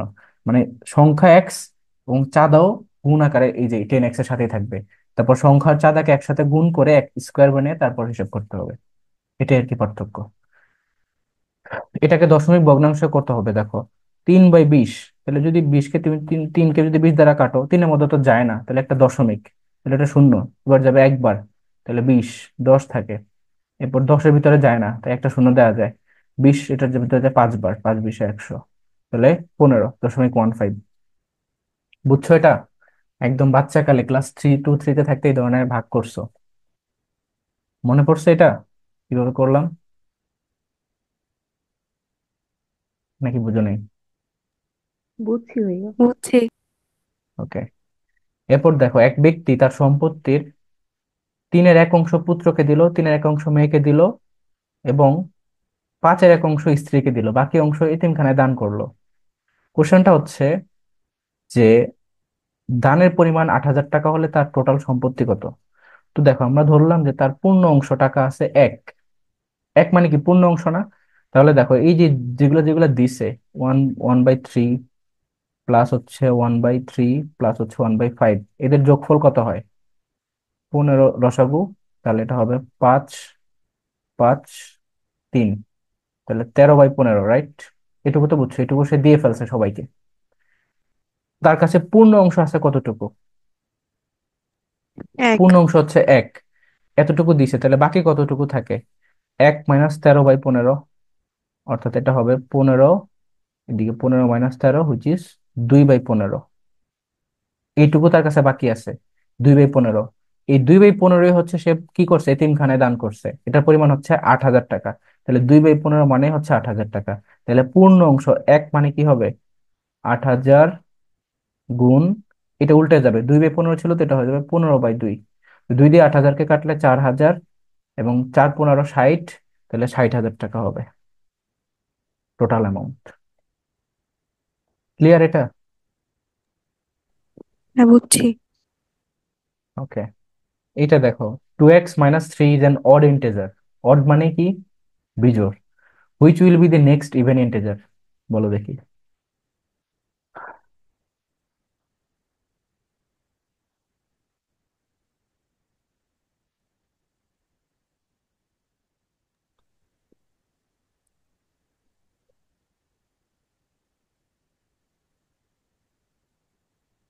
আচ্ছা, টু নেক্সট এক্স বলছে মাইনাস যেহেতু, ওয়ান না, 2x - 1 আগের, না, এটা বুঝি নাই। নেক্সট ইভেন ইন্টিজার বলছে না, তাহলে আমরা এখানে কি করতে হবে, একটা 5, অড ইন্টিজার, একটা অড ইন্টিজার যদি হয় সেটার পরবর্তী ইভেন ইন্টিজারের গ্যাপ কত? 2, অড হচ্ছে কি বিজোড়, ইভেন হচ্ছে কি জোড়। বিজোড় এবং ও, জোড়ের মাঝখানে গ্যাপ কত? 1, 1। তাহলে নেক্সট যেহেতু, তার মানে +1 করতে হবে। তো তাহলে এখানে দেখো, 2x - 3 সাথে যদি তুমি +1 করো, তাহলে এটা কি হবে, 2x - 2। বুঝে গেছে? এই টাইপেরই ম্যাথ যেহেতু গত বছর না কোন সেটে যেন আসছিল। এটা করো দেখি, 3x + 1 is an odd integer, which will be the next odd integer. এটা করো।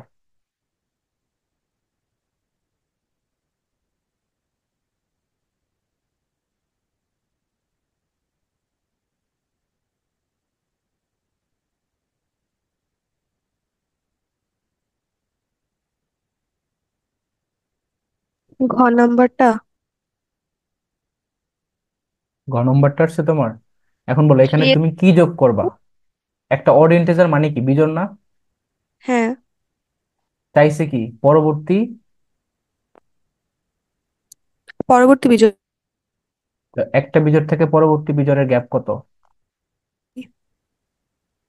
2। 2, তাহলে এখানে 2 যোগ করতে হবে, 3x + 1 + 2। তাহলে এটা কবে, 3x + 3। 3x + 3 এখানে অপশনে আছে নাই, এই কমন নাও, x + 1, তাহলে প্রথমটা উত্তর। ক, হ্যাঁ। সবাই ক্লিয়ার এখন? এটা বলো দেখি, হুইচ ওয়ান ইজ ইরেশনাল?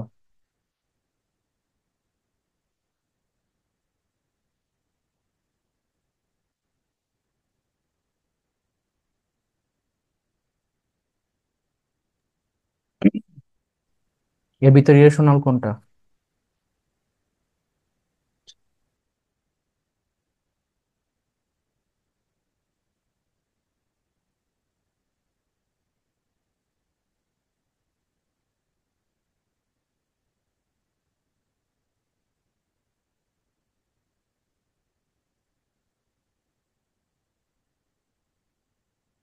এত টাইম লাগতেছে এটা? ইরেশনাল মানে কি, অমূলদ, যেটাকে p/q ফরম্যাটে প্রকাশ করা যায় না।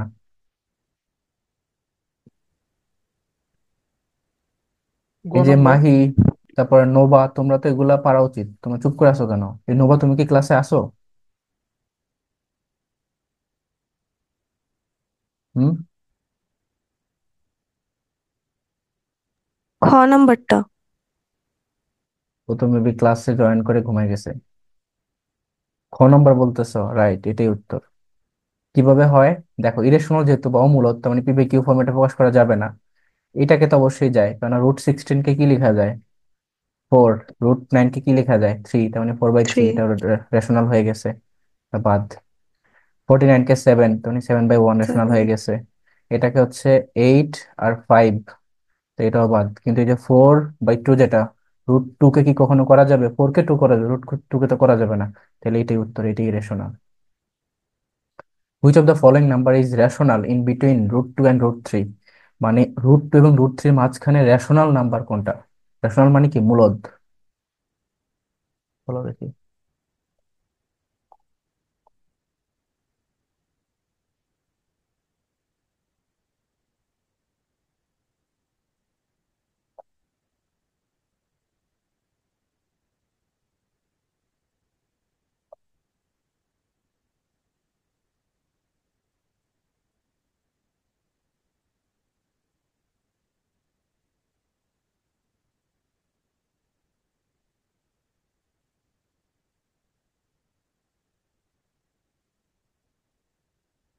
এটা কিভাবে এত টাইম লাগে আমি তো বুঝতে পারলাম না। এখানে দেখো, রেশনাল মানে কি, স্বাভাবিক মূলদ সংখ্যা, তাই না? তো এটা তো কখনোই মূলদ হবে না, কারণ √2 আছে, √3 আছে, এগুলো তো অলওয়েজ অমূলদ। এটাও হবে না। তো এই দুটো অপশন তো এমনিতেই বাতিল। এখন 1.5 আর 1.8 নিয়ে কনফিউশন, যে কোনটা হবে।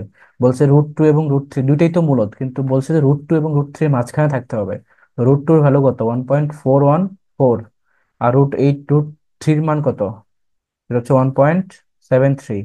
তো আমাকে বলো, এর ভিতরে কোনটা হবে উত্তর? গ। 1.5। তারপর দেখো, how many 5s are there in between 100 to 100? কি হবে?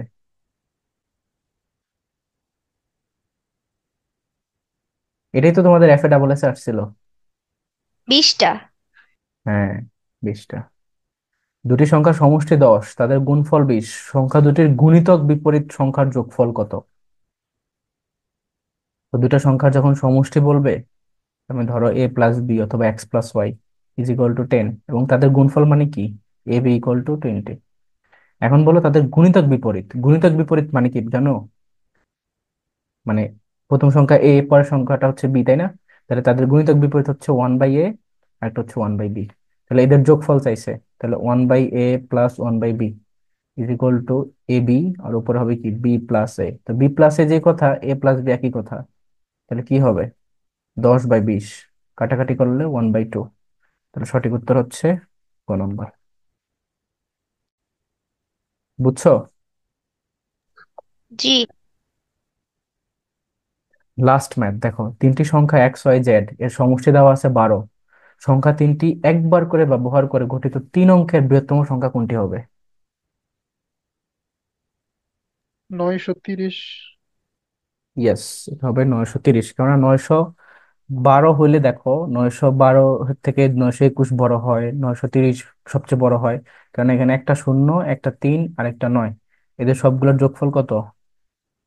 যোগফল কিন্তু 12 হয়। তো দেখো, সেই হিসাবে এটাই উত্তর। আমি বলবো যে ভাই লাস্টের টাকার উত্তর না, এটা আবার 4 অঙ্কের হয়ে যায়, এই জন্য এটা উত্তর না। আর এগুলো ছোট। ঘ নম্বর। তো সবাই বলো, এই যে এই নাম্বারের উপর থেকে যদি কোশ্চেন আসে বা সংখ্যা রিলেটেড যদি কোনো কোশ্চেন আসে, তুমি পারবা না এখন? হ্যাঁ, পারবো। তো এই যে ক্লাসটা, এই ক্লাসটা সবাই সুন্দর করে দেখবা, আবার আমি রেকর্ড দিয়ে দিব তোমাদেরকে। দেখে নিজেরা খাতায় আলাদা করে একটা নোট রাখবা, এবং এই নোটই যেন তোমার পরীক্ষার আগ মুহূর্তে গিয়ে তুমি রিভিশন দিয়ে পরীক্ষাটা অ্যাটেন্ড করতে পারো, এমন ভাবে নোটটা করবা। বুঝা গেছে? প্রত্যেকটা টাইপ লিখে সাথে দুইটা এক্সাম্পল বা একটা এক্সাম্পল লিখে এভাবে করে সুন্দর করে যেন একটা নোট থাকে। আর যারা যারা নোট করবা, তারা অবশ্যই নোটের ছবিটা আমাকে দিবা। ওকে? এবং আমাদের যে গ্রুপ আছে, মানে আমি অথবা তোমরা নিজেরাও পোস্ট করতে পারো, বা আমাকে দিলে আমিও পোস্ট করতে পারবো। তো এটা যেন হয়।